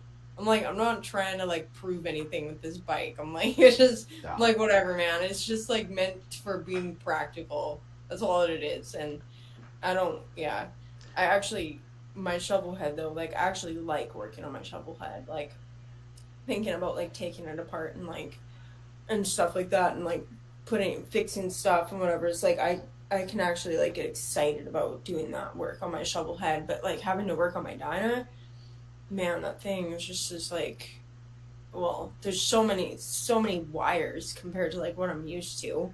It's like It's a all chore. yeah, and then it's just like it makes me so annoyed, like the just the design, like the design of the chassis and like the engine, like the whole going on with like the swing arm being mounted to the transmission and stuff like that. It's just like every time I'm dealing with that, I'm just like, why? Like it's so annoying. Why?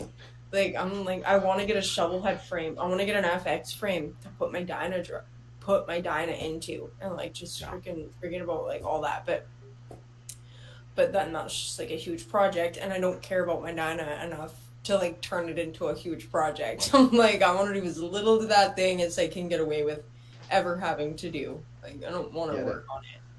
I get it. That's what the electric light is. It's the practical Walmart bike, you know. That's the one I ride to work. It's got trunk space. I can throw all my tools in it that I need, and you know, and then this one's the toy, and then the BMWs are kind of toys too. So you know, but yeah, it's good to have that one though that you can always take out and go, all right, yeah, this is gonna be good. But man, I hate working on it. I think this yeah, I think this fat boy, I am almost dreading having to go through everything once I started really looking at that engine. Like you heard me bitching about when you got on originally.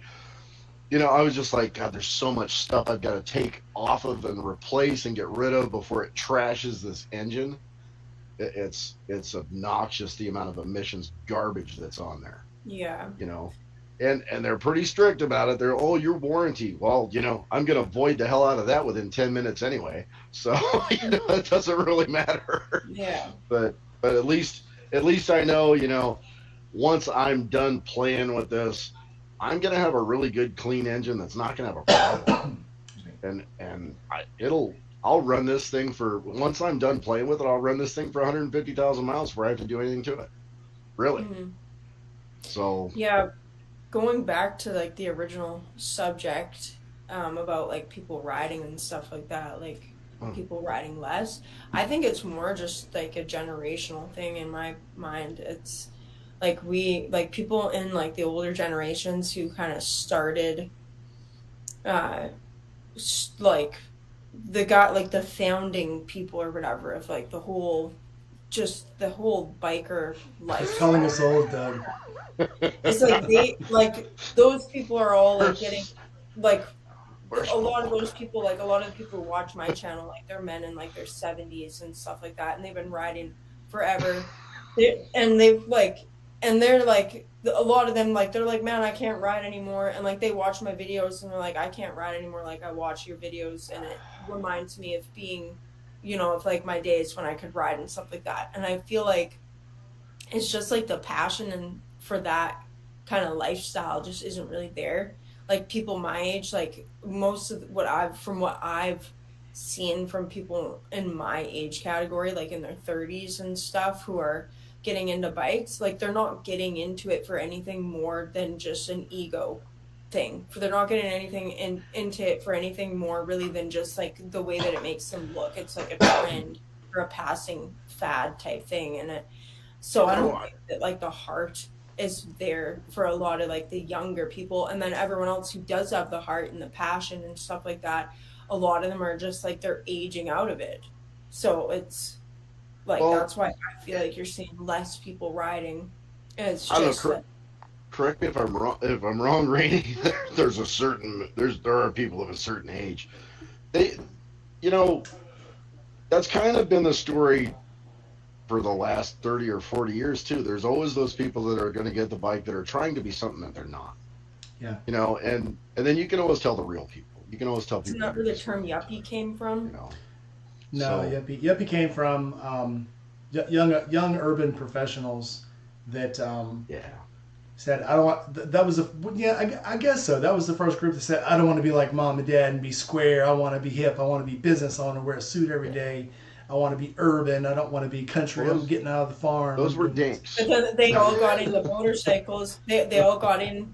The yuppie bikers. They were only able to get into motorcycles because of the bikes that came on the market that were easier to maintain, like the Evo and stuff like that. Like the Harley Evo. Like a lot of yuppies bought. Like that was popular with those kind of guys because it was like a more reliable, easier to maintain. You didn't have to kickstart it.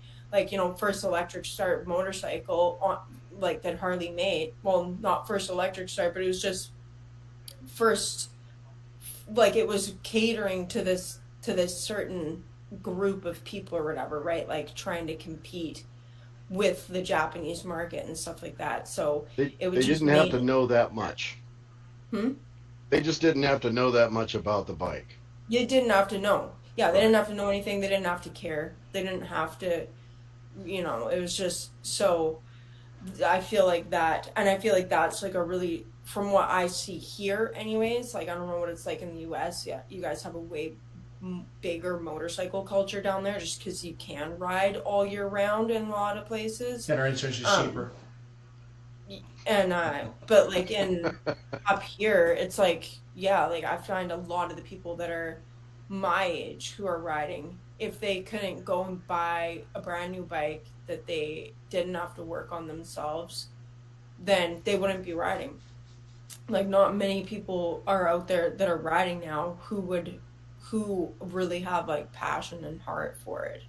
Like they're only riding because they can go buy something new or fairly new, and they don't have to know how to work on it. They don't even have to know where the oil filter is. Like so it's easy. I call them credit card bikers. It's like, hey, if they didn't have a credit card, they wouldn't have a motorcycle either. Like, well, Lila says she'll be back in a few. Okay. Yeah, I had a discussion with somebody. This was probably 6 months ago, and they had one of the early Hondas, and they're like, I was like, well, did you change your oil? Oh yeah, I changed the oil. And I was like, you changed filter when you changed the oil? Oh, this one didn't have a filter. I said, yes, it does. And like, no, this doesn't have a filter. And I was like, no, every motorcycle has a filter. It's a 300. It has a filter. And she's like, well, show me. And I go over to the little, because you know how the old Hondas did and the Yamahas, the 3-hole plate. I was like, yeah, there's your filter. That's not a filter. A filter looks like a little can. It's like a little juice can. I'm like, oh boy. No, that's not. No, hello. Time out. And I was like, get on your phone. We're going to look this up. And so I said, yeah, that's your filter. And she goes, that doesn't look like a filter. I was like, yeah, that's your filter. Wow. Reminds me of when I lived in Chicago. I used to do personal training, and one of my clients called and said, hey, my truck just froze up in the middle of the road. I don't know what happened. And so I drove up. She was on the highway up in Chicago. Pulled up, and I was like, do you get any, what happened? She goes, it's just locked up, and I had to put it in neutral and, pull it to the side of the road. And I said, did you get any lights on it? She goes, no, just the normal ones. And I said, which one? She was the one that says the engine's running and the one that says I have oil pressure. The helicopter? No. I said, no, that's not what those lights mean. And she goes, yeah, one comes on when the engine starts running and the other one comes on when I have oil pressure. I'm like, no, that means you don't have oil pressure. This is for real. It's called the helicopter light. Have you ever actually taken a look at the engine light? Helicopter? It looks like I'll never look at it the same. The helicopter light's on, and I said, what? I'll never look at it the same. But no, I said, how long has that light been on? She goes, it's always been on. I'm like, it probably hasn't always been on. And I said, when's the last time you changed the oil? And she goes, it's a Toyota. You don't have to change oil in them. Oh, wait, I know what's wrong. Awesome. True story. Awesome. True story. Wow. So yeah. Then she went out and bought a brand new Chevy S10 and was in love with it. So good for her. And since it's a Chevy, you do have to change oil in it, so that wasn't hard to convince her. But I was like, yeah, I've heard that twice in my life. Once about a Honda and once about that Toyota. But the same thing. Oh, you don't have to change oil in these. Yeah, that's like them saying that that your transmission has lifetime transmission fluid in it, and They can't figure out how all their transmissions keep dying between 80 and 120,000 miles because they're not doing it every 30,000. Yeah, I remember when Cavalier. Even though the engineering that they're putting out on these vehicles that they're saying, oh, you just don't ever do anything with it. It's fine. It's lifetime. Lifetime to these manufacturers is 60, 80, 90,000 miles.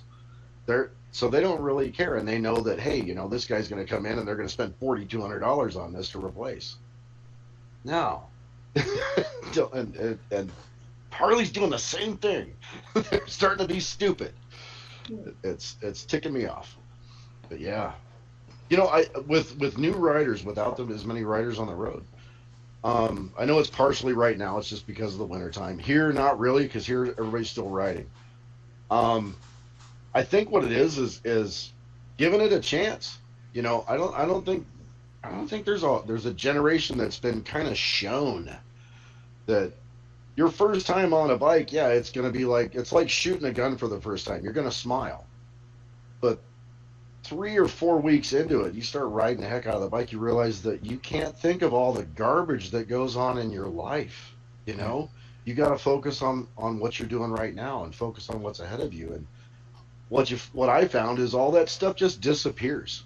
So all the stress that goes on, job or family or whatever, I get that 20 or 30 minutes every morning and every evening to where I don't have to think about anything but whipping down the road.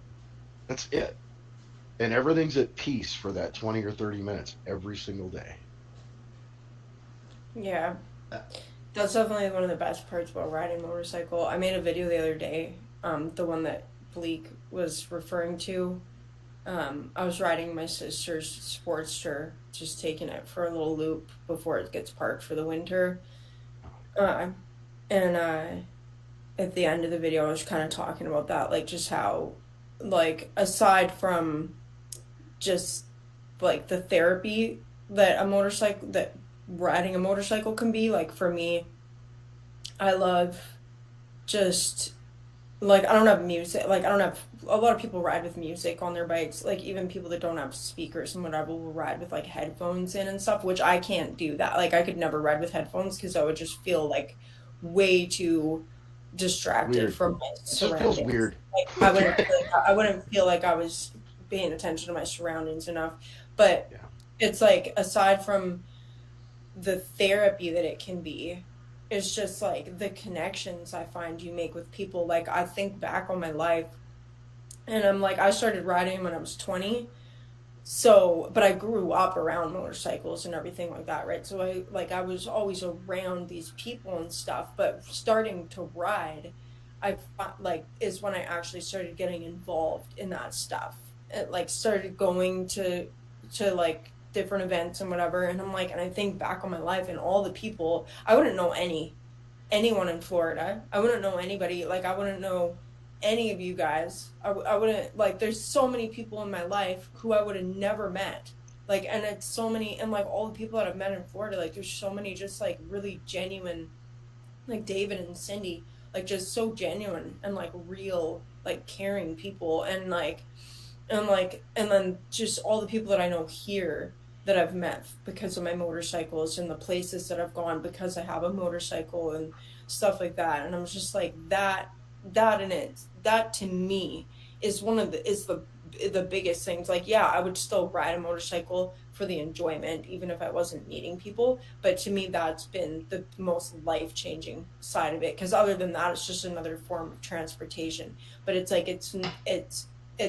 it goes from just being transportation to actually just a completely new community and just a different lifestyle. And I'm my life, I think back what would I have been doing all this time if I wasn't involved with motorcycles? If I wasn't spending my time riding and fixing my bikes and meeting people, and having older bikes too is you're forced to create different kind of connections, because it's okay, now you're always needing connections and sources for parts and stuff like that, right? So it's it's like I think back and I'm just like, what would I have been doing? Like going to the mall with my sisters? I'm like, no, I don't even like going to the mall. So like really, like what would I have been doing with my time? I'm like I think about my life and I'm just like, man, my life has been there's so much of it's just been molded by my bikes and stuff. And I'm like, yeah, I wouldn't trade it for the world. Like, I can't imagine my life without a motorcycle, and I don't want to think about the day when I'm like too old to kickstart my shovel head. I'm like,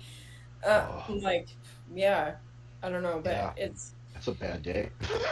yeah, That's right. gonna be a bad day. I always Like, thought, having the BMW is like one day, because it's a tall bike. I'm like, well, one day this thing is going to be too tall for me. My hips are going to go out. My knees are going to be bad. So yeah, I went and bought a bike that the seat height is 5 inches lower. Now it's yeah. not a problem. Uh, so the next time another problem rolls up, I'll figure out a way around it because one day we're all going to have to go to trikes. We're all going to have to go to something that helps us stabilize the I'll bike. go to a sidecar Yeah. before I go to a trike. There will always be something. Well, I mean, I like it. I never said I said I'd never get a touring bike. Man, I'm not going to get a bagger. What are you talking about? Baggers are for old people. I remember my wife saying, "You are not getting a gull wing. You are not getting a gull wing." Well, then once we started making trips all over the place, she's like, "We need something with more storage on it. How about a gull wing?" And she's like, "Let's You know look what the around." gold wings are to me? They're like the RV of motorcycles. Gull wings now look like freaking Honda Civics. Oh, I love that BMW. They're the reliable RV of motorcycles. Yeah. That's totally what they are to me. It's like I look at them and I'm just like, that's the total RV of motorcycle. But it's like it's also what ET would have rode home if he was riding. It looks like a Honda Civic. I mean, it's. He would have made it home. Okay. I love Go the with it, man. BMW was. I love the BMW. It was different. It was very, very stylish. I know there's people that hated it and called it. It looks like a freaking flying spaceship, but it was so fun. And when it got time to go to something else, I went to something else. It served its purpose at the time. You've got that RT. You got the two RTs now, and you laugh at bikes like that, just like the first seat. You laugh at things that other people have because you can't make sense of it until you try them yourself, and then you're like, okay, now I see, now I understand. The first seat, the first time I saw somebody with a first seat, I was like, "What the hell? Oh, dude, this thing is awesome, man! You got to get a sheepskin seat. They're so fucking awesome." And I laughed at them until I'm here in Mississippi and it's 110 degrees every day, and when I go to sit on it, I'm barbecuing the beans and franks. I put that sheepskin on, and then it's like, now I understand. Same thing in the winter. You're not sitting on a pile of ice in the winter. That sheepskin seat is freaking awesome. Now I understand. Heated seats. Yeah. So the heated seats don't work when the seat's already 120 degrees or more. When it's 120 degrees outside and the heat's 150, the heated seat won't help you. Yeah, I know all about that. Yeah. I hate to say it, Windrider, they make a great seat cover. Their seat covers are awesome, and I live by them now. Just because of the summers here, they're ridiculous. They're ridiculous in southern Arizona, in central southern Arizona. It's 120 degrees, and you're just stuck to the seat. It's terrible. It's still not. It's like bad pizza. It's still pretty good, but you're just a little uncomfortable. So but yeah, that's. I don't know, the heated seats and heated grips in the wintertime. I got to have it now. I'm addicted. Thanks, BMW. I was hoping Sheila would come in where I could. Somebody from California telling me that she needs, from Southern California, telling me that she needs heated grips. I still laugh at that. Jeez. Yeah, that's funny.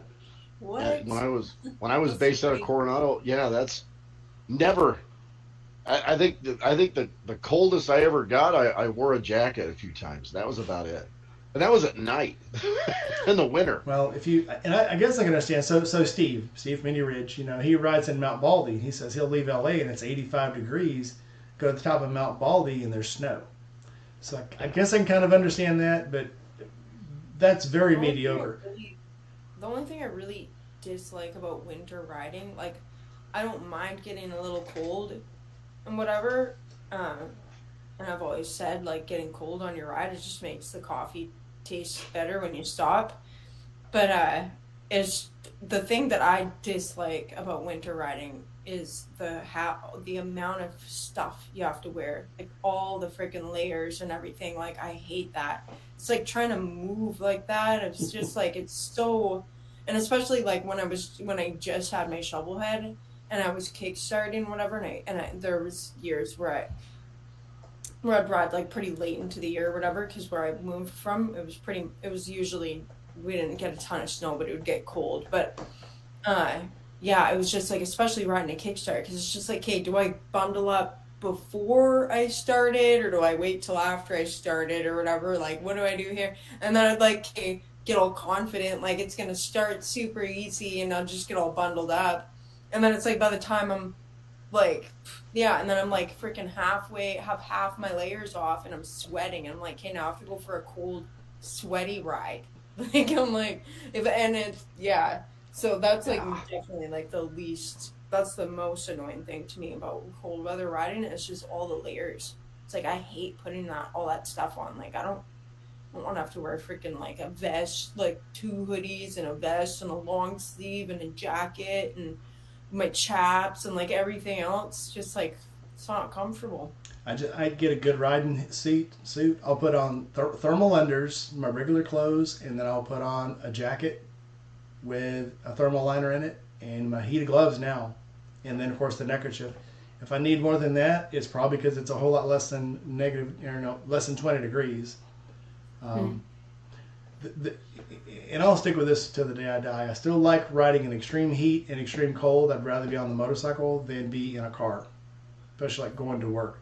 Because I've said this before, if you're in a car, you go out to it, it's cold when you get in, it takes 15 minutes for it to warm up, and by the time it warms up, you're almost to work anyway. On a bike, you put on all your gear, you're warm, you go outside, get on the bike. Number one, the windshield will never be froze up, and if it does, you just stick your head above it.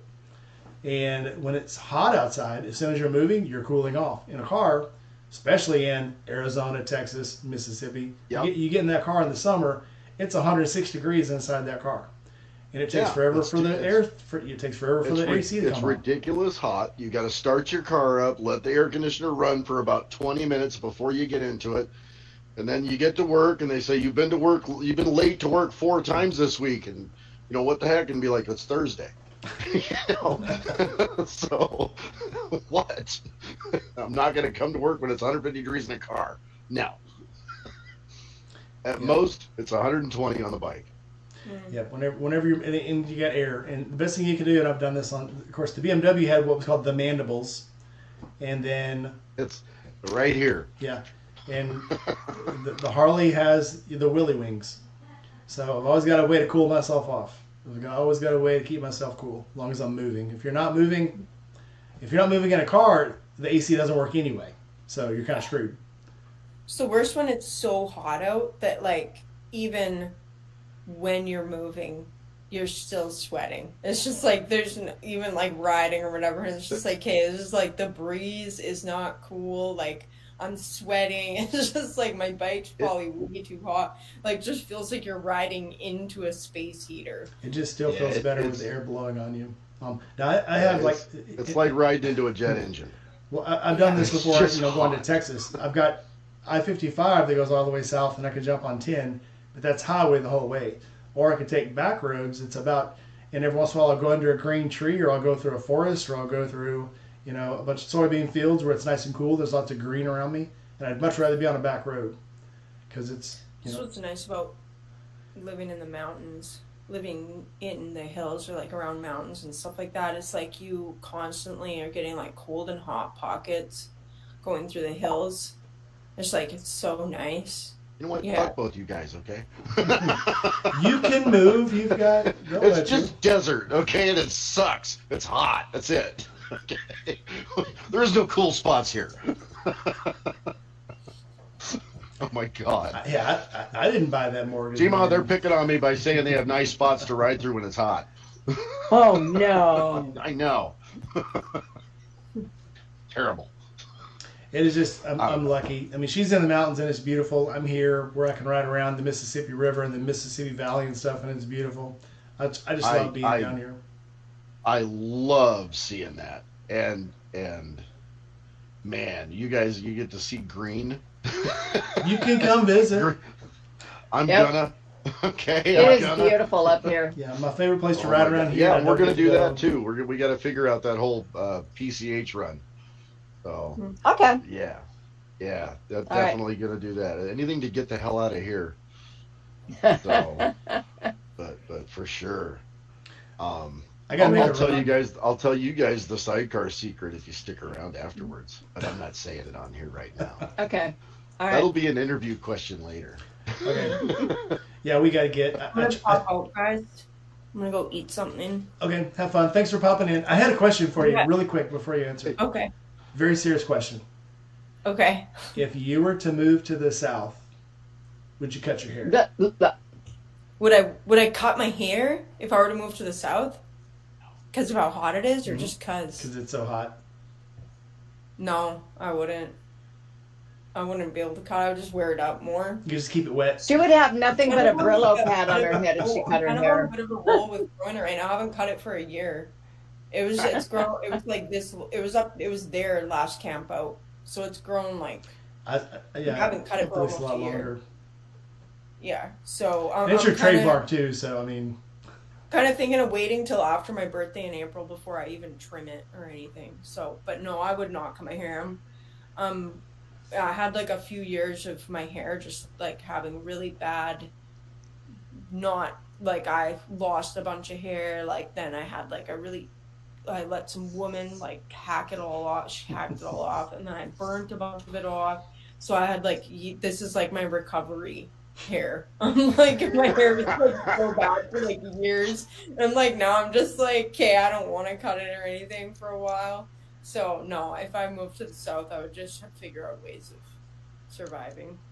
Yeah, I donate mine to Locks of Love every once in a while. Well, and you never know if you ever get like hung up on the second floor, you can rescue people with it out the window. And Yeah, stuff, maybe. You know. Right? Yeah, you might need a prince to come rescue you. Yeah, no. It's always good to have. Buy yourself a pet. What is that damn thing? A chameleon? Get you a pet chameleon. With Rainey, we're all gonna die. He's not gonna be able to rescue us at all. That's probably the hardest part I have right here. I'll braid my back hair. When the I'm saving dude says he everybody. brings the rain, he definitely does. Oh man! At least you'll be cool. He'll be able to keep you alive, but he's not getting you off the second floor. Okay. Yeah, I know CPR, but Yeah. Hey guys, have a good night. I'll try to catch you. Thanks for coming in, Good night, Ray. Red. Good night, Good Angel. night, Angel. Talk to you soon. Good night. Oh my Hi, God! how are you? Smile. Hey guys, sorry about that. What up? Just in time. Just well, it's been a nice show, everybody. You got a little back feed. I'm trying to I'm gonna try to cancel your echo, biker girl. It might flash you out. You ready? Stand by. Splashed. Okay, try now. Yeah? Much better. Testing 1 2. Much better. So, biker What, you girl. won't do that for anybody else? Just her? Well, I had to mute you when you were knocking shit around your desk while ago. I had to mute you. So, but you didn't notice anyway. It's like someone was dropping beads all over the floor. And I'm like, it's Gma. Okay. No, it's scissors. I was cutting stuff up. Cutting who up? Stuff. Where'd I put it? Yeah, I've been cutting out paper. Getting ready to build another book. I say making books. Making bucks. Yep, making books. Making bucks. I was making bottle Yeah. caps earlier. That was the noise. She's gone. Where'd she go? I heard that. I know. Oh shit. Biker girl, welcome in. No, my Something happened to your echo cancellation. Okay, hold on. I'm gonna do you What again. happened? Hold on, let me turn it. Hold on. I don't have an echo from her. I don't hear it. It's a high pitched squeak at the end of her. Try it again. Say seashells by the seashore. fuck you by the No. seashore. Oh, you want her to I'm say muting that? Gma again. Okay. Fucking her, yeah. Okay. All right, biker girl, welcome in. The biker girl, Hey, just a guys. biker girl. How's it going? It's going okay. So this actually worked well. We're staggering people in and out, asking them the same questions every time they come in. So, how's your writing? awesome. It's been good. It's been rainy here, so I have not. Today was a beautiful day. I did not ride, and it is supposed to be clear for almost a whole week before it starts raining again. Oh, get out this weekend and do some riding. It has been raining here for 3 days. Yes. Almost 4 days. Yeah, it did rain pretty good over the weekend, but the truth is, it kind of felt good to get out in the rain. So feels good to be rainy. Shut up. Yeah, 2 days. Yeah, it's Tuesday. I put the gear on to drive home, and it barely sprinkled. But then Wednesday and Thursday it rained both days. So then today it rained, but I wanted breakfast on the way in. I haven't had business gravy in quite a while, and they make it extra sloppy. I like them extra sloppy. Anyway. Anyway. Doug's, he's stirring the pot tonight. I'm stirring He the is shit a out pot of it. stirrer. Come on over. I start doing movie quotes. It's terrible. Oh, no. So, Bike Girl, Oh, there's no. still people riding around where you are? Yeah. I don't know what the hell's wrong here. I mean, it was 60 and sunny today. It started out pretty cool. It was a little below 50, upper 40s. It'll get a little bit colder, but not a lot. It doesn't freeze here. Right along the coast. Inland, it'll freeze, but along the coast, it doesn't.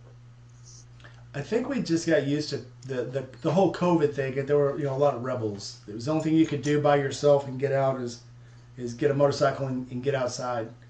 I think right after COVID, everybody was just grateful they got to do something besides sit at home and be sick. And so there was this great release of being able to get out of your house, because I think being stuck in your house for months and months at a time, people started getting very stir crazy. And we all saw it. If you went to a bike dealership, even the Harley dealership here that's usually full of bikes, had like maybe 30% of the floor with bikes on it.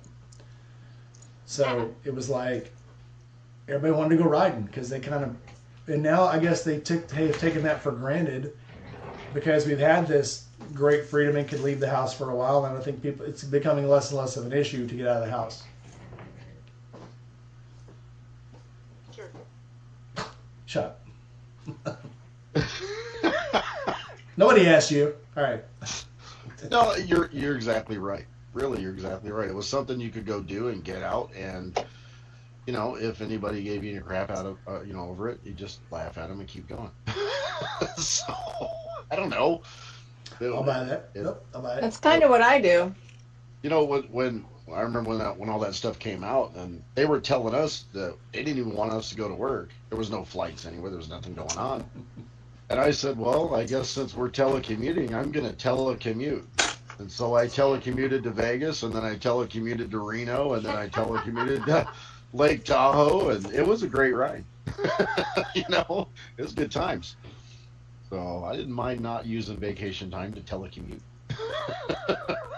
Beautiful thing. But, it's a beautiful thing. Yeah, and I was always within 8 hours of coming back. So if they said come back to work, I could be here, in 8 hours. So, well, 7 on that bike. It's a nice bike. Well, yeah, the one. Yeah, you actually no, the one that I was riding at the time, you saw. So going uphill with a passenger, it does slow down a little bit, but you know what? We're working on that. So, Biker Girl, you flicked off for about a minute there. Did you say anything meaningful while you were gone? Nope. Didn't think so. All right. Well, that's why bombs. You were dropping bombs? Thought so. All right, so, well, you're new in. I'll hit you up. So, what's different now between during COVID? Did you get out and ride? Yeah, I never stopped riding. It was so surreal riding through LA, and there's like no cars on Highway 5 or the 101 or the 405 or anything at all. It was really surreal. It was like waiting to just see the zombie apocalypse, come like coming out from the corners to get you. There was nobody on the road at all. What's weird is during COVID, how many people were actually out in parks with their families, kind of doing things as a family. And where we were at the time was in SoCal, and our business was right across from a regional park, and everybody parked in our parking lot because they didn't want to have to pay to go into the regional park. I towed a lot of cars during COVID, because I had semi trucks coming in, and I'm like, get out, that's great, don't park in my parking lot. But people were all day long, they bring picnics, and I'm happy and I admired it. I wish they'd have parked somewhere else, but I saw a lot of people out during COVID when I was working, just kind of looking through that front door. When COVID first went down here, of course, everybody, you had to have your well, what the hell did they call it? Your essential employee letter, or they would arrest you. They swore they'd go out and they'd arrest you, which they actually did in California because it's a communist state. But here, the cops aren't going to stop people because they were telling you if you were out at night and you didn't have an essential personnel letter, an essential employee letter, they were going to arrest you. And then the chief of police is like, we're not stopping any damn body. We don't have to, with COVID going on, because it was a scary, scary thing. Which is funny now, because if you have COVID now, they're like, well, if you can still make it to work, make it to work. As long as you're not really sick. It's actually gone to, they're more scared of catching the flu now than they are of COVID. Because COVID is died so quick. But it was the same here, because at that time I was working at the brewery up in Memphis. And you'd get up on the highway and there's nobody there. And it's like, This thing is usually bumper to bumper, people throwing shit at each other and shooting at each other, and it looked like, we all said it looked like a scene from The Walking Dead, when he's walking down I-5 and there's nothing there. So it was insane. I wish it was still like that. I rode so fast during COVID. I know. Me too. I don't do that anymore, though. I rode so fast that I kept having to put air in my tires. It was bad and great at the same time. Oh my God. Nuts. It was really cool though. You didn't have to worry about lane splitting or people crossing that double yellow and taking you out, and heck yeah. That was the good life. It was such a great time. No, I'm kidding. But it was actually it's something for us to all look back on. That whole surreal moment of not just the riding, but COVID in general. Like grocery stores were empty, and Well, that's something that also needs to probably be kind of put out there when we were talking about not seeing as many riders now and everything. There's the reliable things that you could go do if that were to ever happen again. We already had the bikes. We didn't have to go try and find someplace that was open or find somebody willing to sell one to us to go. We already had them. And with a bike, you can go anywhere. Yeah, it was a good time. And people were asking me, and then especially after this other clown got in office and gas went up to $6 a gallon, everybody was like, "We're gonna get a good bike." It's like, you can't. I've got two. I'll sell you one of mine. I mean, yeah, I'll sell you mine for twice as much as what it's worth if you like one right now. You could not find a bike on Craigslist right after COVID. The first year of COVID, there were no bikes. All like I said, all the showrooms, there were no used bikes. Period. All the showrooms were almost empty, and it was ridiculous. And they were going for so much money if you could find one. And they still haven't came down yet. They still find it ridiculous because it used to be, it was, what was the Passer was $1 a cc, and then like in the late 2000s it was $2 a cc, and now it's like $10 a cc. It's just gotten stupid. I mean, a used bike now, I couldn't imagine, a 600 Shadow was going for $10,000 in 2002. You didn't pay for those new. They were paying for more than they went for. Gmar, are you leaving? Yep, I'm out of here. Get out. See you next time. We're going to be talking about sidecars. That was something, too. They were talking about affordability earlier. Affordability of bikes. For $8 a week, I commute.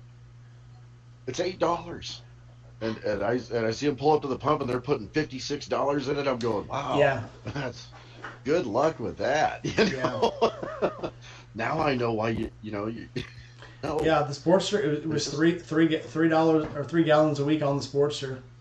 You know, I commute. It's about 25 miles there, and it's like it was just stupid. And then I go, and of course, then I drive her car, and it's out of gas. I go to fill it up. I'm like, holy shit.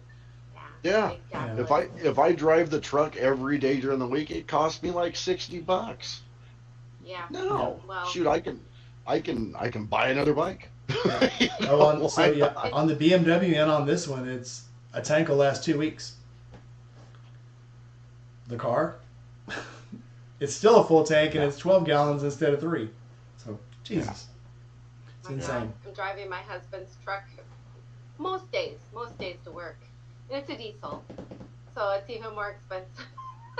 Yeah. And then that gas tank. Holy shit! I didn't know they were that big. Dude, I remember when diesel used to be cheaper I pulled than my credit gas. card. I was like, I wonder if I have a high enough limit on. Why is the credit card steaming? God, right? I know. Credit card sweating. It is too. Like, no, not again. The credit card comes out of the purse, sees the truck, and goes, "Oh, this is gonna hurt." Oh. He's driving his truck. Look at the gas pump and go, well, guess I'm selling feet pics this week. Yeah. You know, if credit cards could speak, think about that. You're driving, if you're driving your vehicle one day, you pull into the gas station, it gets out of your wallet or your purse and sees what you're driving and goes, "Where's the bike, man? Where's the bike at?" Not having a bike, it would just disappoint your card. Yeah. That was something. So when I was working for that crane company, of course, I had the first one I had the Ford, the second one I had the Chevy, but they were both 350s and 3500s. But those damn things, 45 gallons fill them up. I was like, holy crap! The Chevy was only 40, but luckily I was using the company card. But it was like, holy crap! And then I go home to my little bike and I can ride it all week for $10. Yeah, it's insane.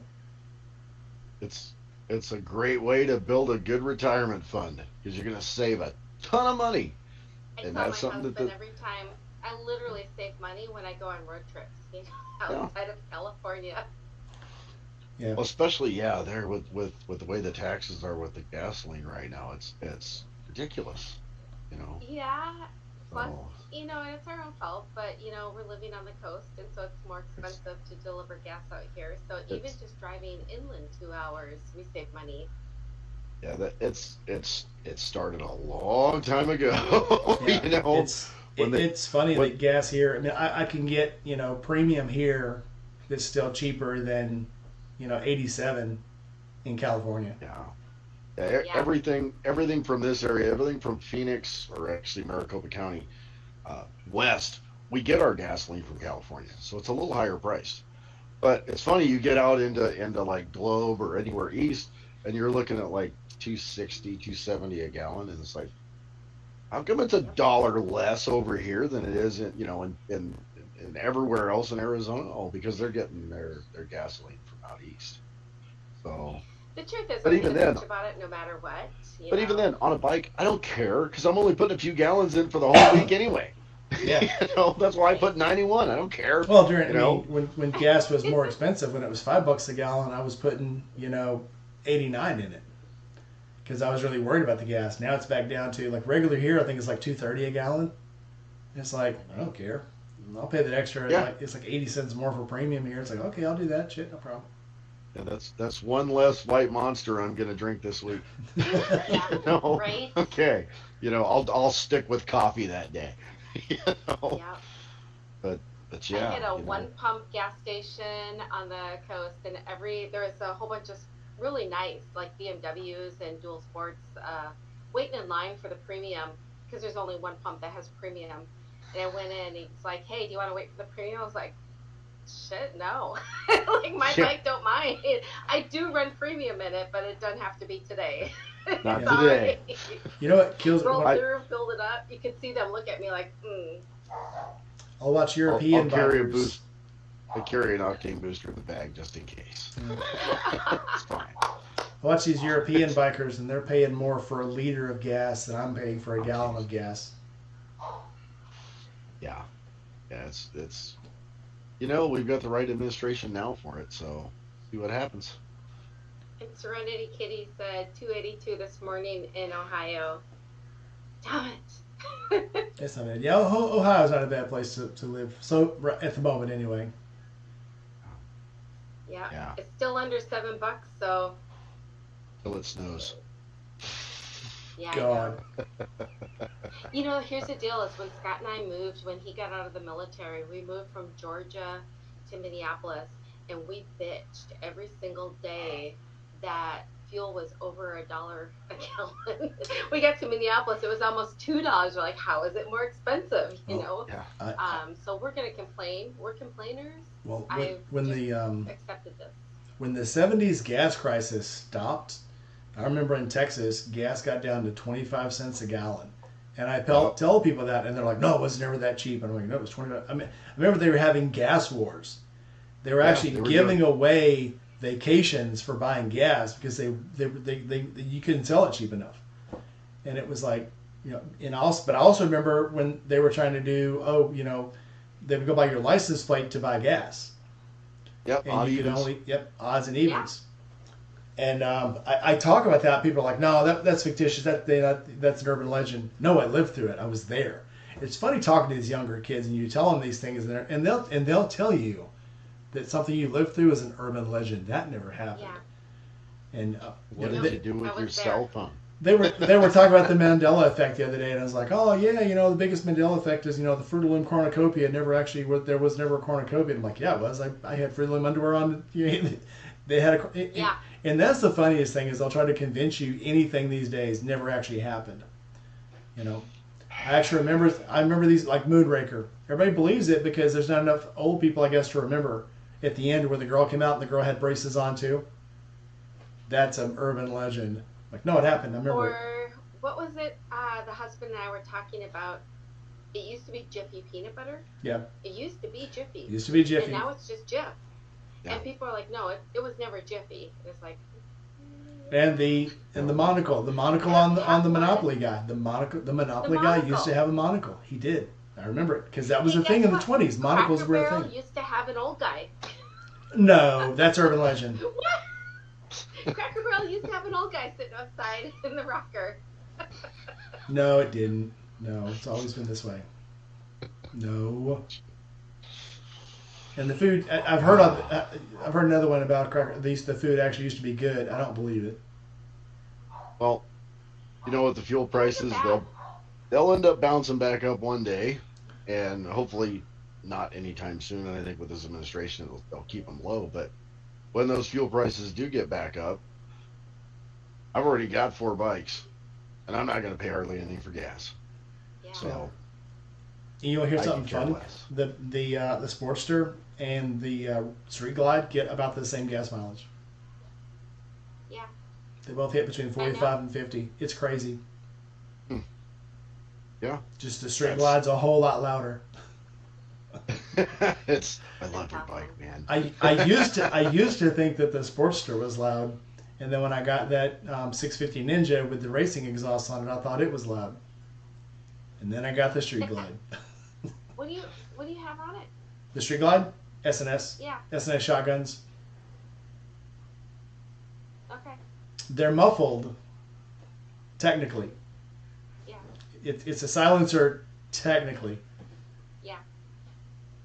Okay. And a little bit of silence doesn't hurt. It does knock down the ting. And I'll believe this: if you've got pipes that you can actually hear the valve slapping shut, you don't have the right pipes on it. You probably should get a little more back pressure on it. And I've heard those. They've probably gone to something more than a 343 cam with that, too. Yeah. Well, if you don't have enough, and this is something I do a lot of these videos. I learn totally useless information, and this is one of the things I've learned. If you don't have enough back pressure on the engine, your valves will eventually start slapping because they need that back pressure to control that valve opening and closing. So you need a little bit of back pressure. It'll also that ruin can your be gas controlled. mileage. And it can be And yes, controlled. there's ways to control it. However, if you do it right, because that's what you have with an engine. You have an air compressor. That's all it is. It's an air compressor with fire in it. And if you control your lifters enough, you control your lift enough, you're not going to have those wear out issues on your valves. And it's all about, again, learning what your bike does, why it does the things it does. If you change the exhaust, you change the intake, you've got to change your fuel, you've got to change your scheduling, you've got to change your tune. There's things you have to do, or else you're gonna screw your engine up. And don't believe what they tell you now. Just do it the way they did it 25 years ago, because that's going to save your engine. So don't believe what they tell you. Well, I'm on an M8 forum, and all these people are like, "Oh, these M8s are such garbage, man. As soon as you put any kind of tune on it, the engine destroys itself and things rattle off." And it's like, wait a minute. Who did your tune? When you say tune, do you mean who did the tune? And this is the same people that will tell you, "Yeah, I got a stage 3 on it." Okay, what stage 3 do you have? What's a stage 3? Yeah. No, what they do to it? No, they did a stage 3. No, I mean, like, what actually did they do to it? It's a stage 3. Okay. Because they don't explain it out very well. Well, look at the time. I gotta go. Yeah. Yeah. It's like or they'll say, "Oh, it's a stage 4," and you look over and go, "Yeah, those stock heads on there aren't. That's not in stage 4, buddy." Come on. And then again, we've all seen it. We've seen guys change their exhaust, and all of a sudden they're like, "Man, my engine runs like crap. Man, I'm fouling my plugs. I don't know what's wrong." Well, if you don't know what you're doing, you can do two things. Two things. That's it. You can change out your exhaust. You can change out your intake. Your air filter, whatever. If you want to throw a fuel mod, you buy your fuel mod, you plug it in. The best thing, if you don't know what you're doing, is just let it automatically set to your riding style. That's really it, and go ride. That's going to improve a whole lot of stuff.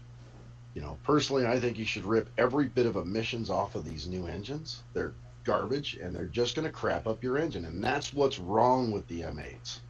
And I'll say it out loud. That's where they screwed it up. They threw a cat on these bikes, and they're dumping the oil. They're dumping the they're dumping their oil vents right back into your intake. That's going to screw everything up. It's going to throw a bunch of carbon in your engine. You're going to have to clean your engine out. And you're only going to get about 40,000 miles out of it, or 45,000 miles out of it, before you have to tear the engine down and clean it out.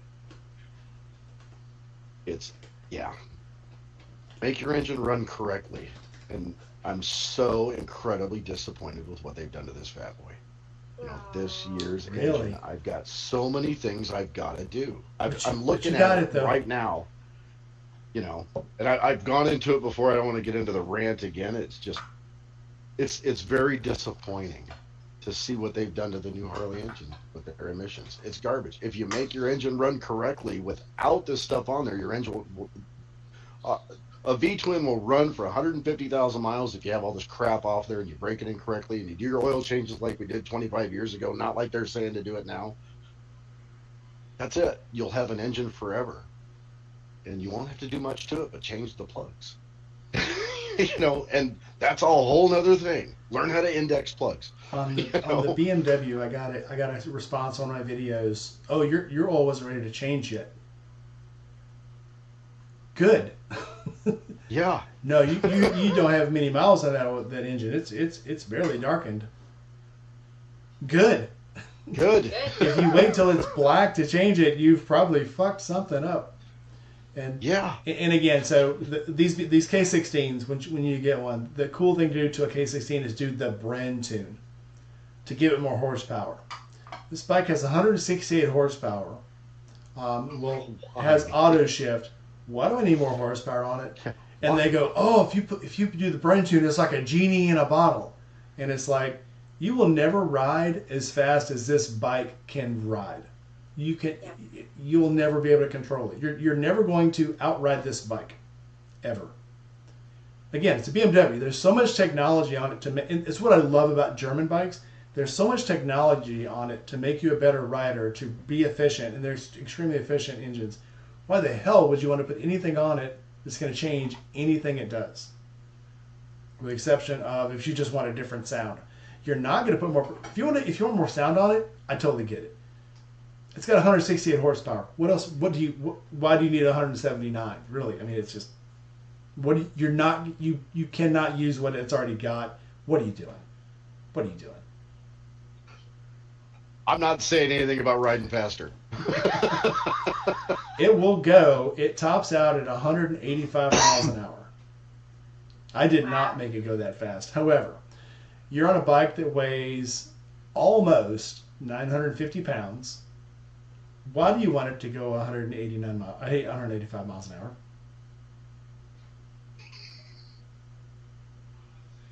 There's nowhere you can. And again, not in America. So, well, here's the thing. In Mexico. I saw this video on tire ratings. You cannot buy through Dennis Kirk a tire that will go 185 miles an hour because of the Z rating is only good up to 140. And I saw this video of them on a bike, sustained speed. The tire will actually stretch itself out so much that the rim does this. It goes whoop, and it sucks itself off the rim. And the next thing you do, it'll start. Yeah. And that's what usually, so these bikes, you think about, Bonneville Salt Flats, they're riding these bikes and all of a sudden they entirely lose control and have a blowout. Oh, well, how'd they have a blowout? Tires are brand new. Why should they have a blowout? Because it actually sucks the tire right off the rim when they're going that fast. Oh my God. That truck was up. the brochure. That's why you see these drag bikes. The garage is a little torquey. And if you get into anything a little slick like mud or a hard dirt situation, and you romp it, you get on the gas, you want to throw some dirt, it'll take the front left tire right off the rim. Well, that's why you look at these drag bikes. It'll break the beads right off of it. And oh my God. So I don't do that anymore. Well, these drag bikes and these drag cars. If you ever look at these drag bikes and stuff, the tires are bolted to the rims. Shit. Yeah, those aren't stylish studs. Those are bolts. That's how they keep it. It's not a stock engine. It's not a stock engine in that one. So, just disclaimer: Chevy makes a great product, but that's not a stock engine in that truck.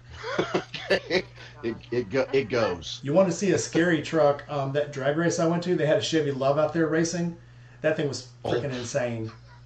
That was insane. The Chevy Love came with the original. The Chevy Loves came with the Isuzu. Originally came with the Isuzu engines, and I remember popping the hood, going, "Somebody, oh, it wasn't a. It was. I'm thinking of the Ford Courier. It came with an Isuzu engine. Oh my God! I think the Chevy had like a 189. Oh, it's a Ford. It's a Ford. And then we popped the hood, and somebody said it's an Isuzu, and I said it's a freaking Sony. I don't know what to call this truck. It's just a mix of everything. So first thing that happened with that, we ripped that engine out of there. Oh my God, you can't have that garbage in there. It was actually the first thing I did with this Chevy. Doug. I'm bringing it down to you. Yeah, bring it. We'll get it set up. I guess yours is pretty nice though. No, it's not. this truck that's in the garage. When I first got it, the first thing that I looked at it and said, "I love Chevy engines. They're great, but this one's got to go." So we're gonna put an L in it, and we're gonna have some fun with this truck. And it was before I even drove it. I was like, no. And then we took it out a couple times, and I threw a tire off a rim and went, okay, it's torquey enough. We can stop playing with this truck. Let's do something else now. So I've got 2 other projects going now. So we'll see what happens. Well, and this bike, getting all the stupid emissions off of this bad boy. God. Sorry, California. We are sorry. No, it's not a California thing either. It's just, yeah, that's where it all kind of started. But man, I will be so glad when we build a wall between California and the rest of America, and we can do what we want. Why would you take a beautiful engine and throw crap air into it just to clog it up? It's so dumb. It's so dumb. So we're driving past the 2.5-hour line. So okay. Monday. Okay, so Monday. Oh, you guys were wondering. I'm going to keep it a secret. If you haven't seen my channel, I have a new sponsor for the channel. It's going to be exciting. It'll be in Monday's video. If you haven't already been into my shorts, have you been into my shorts, Biker Girl? Hey, now. Hey, And seen some of the commercials. That you wouldn't tell. Was this something you put out on Patreon too? I did not put it on Patreon. I did put it on Instagram, and I put it on YouTube Shorts. I've been watching YouTube Shorts. And it is exciting. Maybe I haven't seen this one yet. It's a very exciting. Oh. So, for you guys who have it, make sure you go to my Patreon. Maybe I should put some cool shit on Patreon. I do put stuff on Patreon that I don't usually show here. I'll do some behind the scenes stuff, some rough video, some longer forms of the smaller stuff. So go into my video here, buy some t-shirts, buy some mugs, buy some stuff. Keeps the channel occupied. It's how I make money. Which, other than selling sexual products online. So like, comment, subscribe. Don't. I told you not to do that. They tax you. I need money. Stop. Motorcycle parts aren't free. It online. They tax you. All right. We're going to go out with old number 6. So like, comment, subscribe, hit that bell. Monday I will have a video, and I will see you guys, and you'll find out what my new sponsor is. So you guys, I'll see you Monday. Everybody say bye.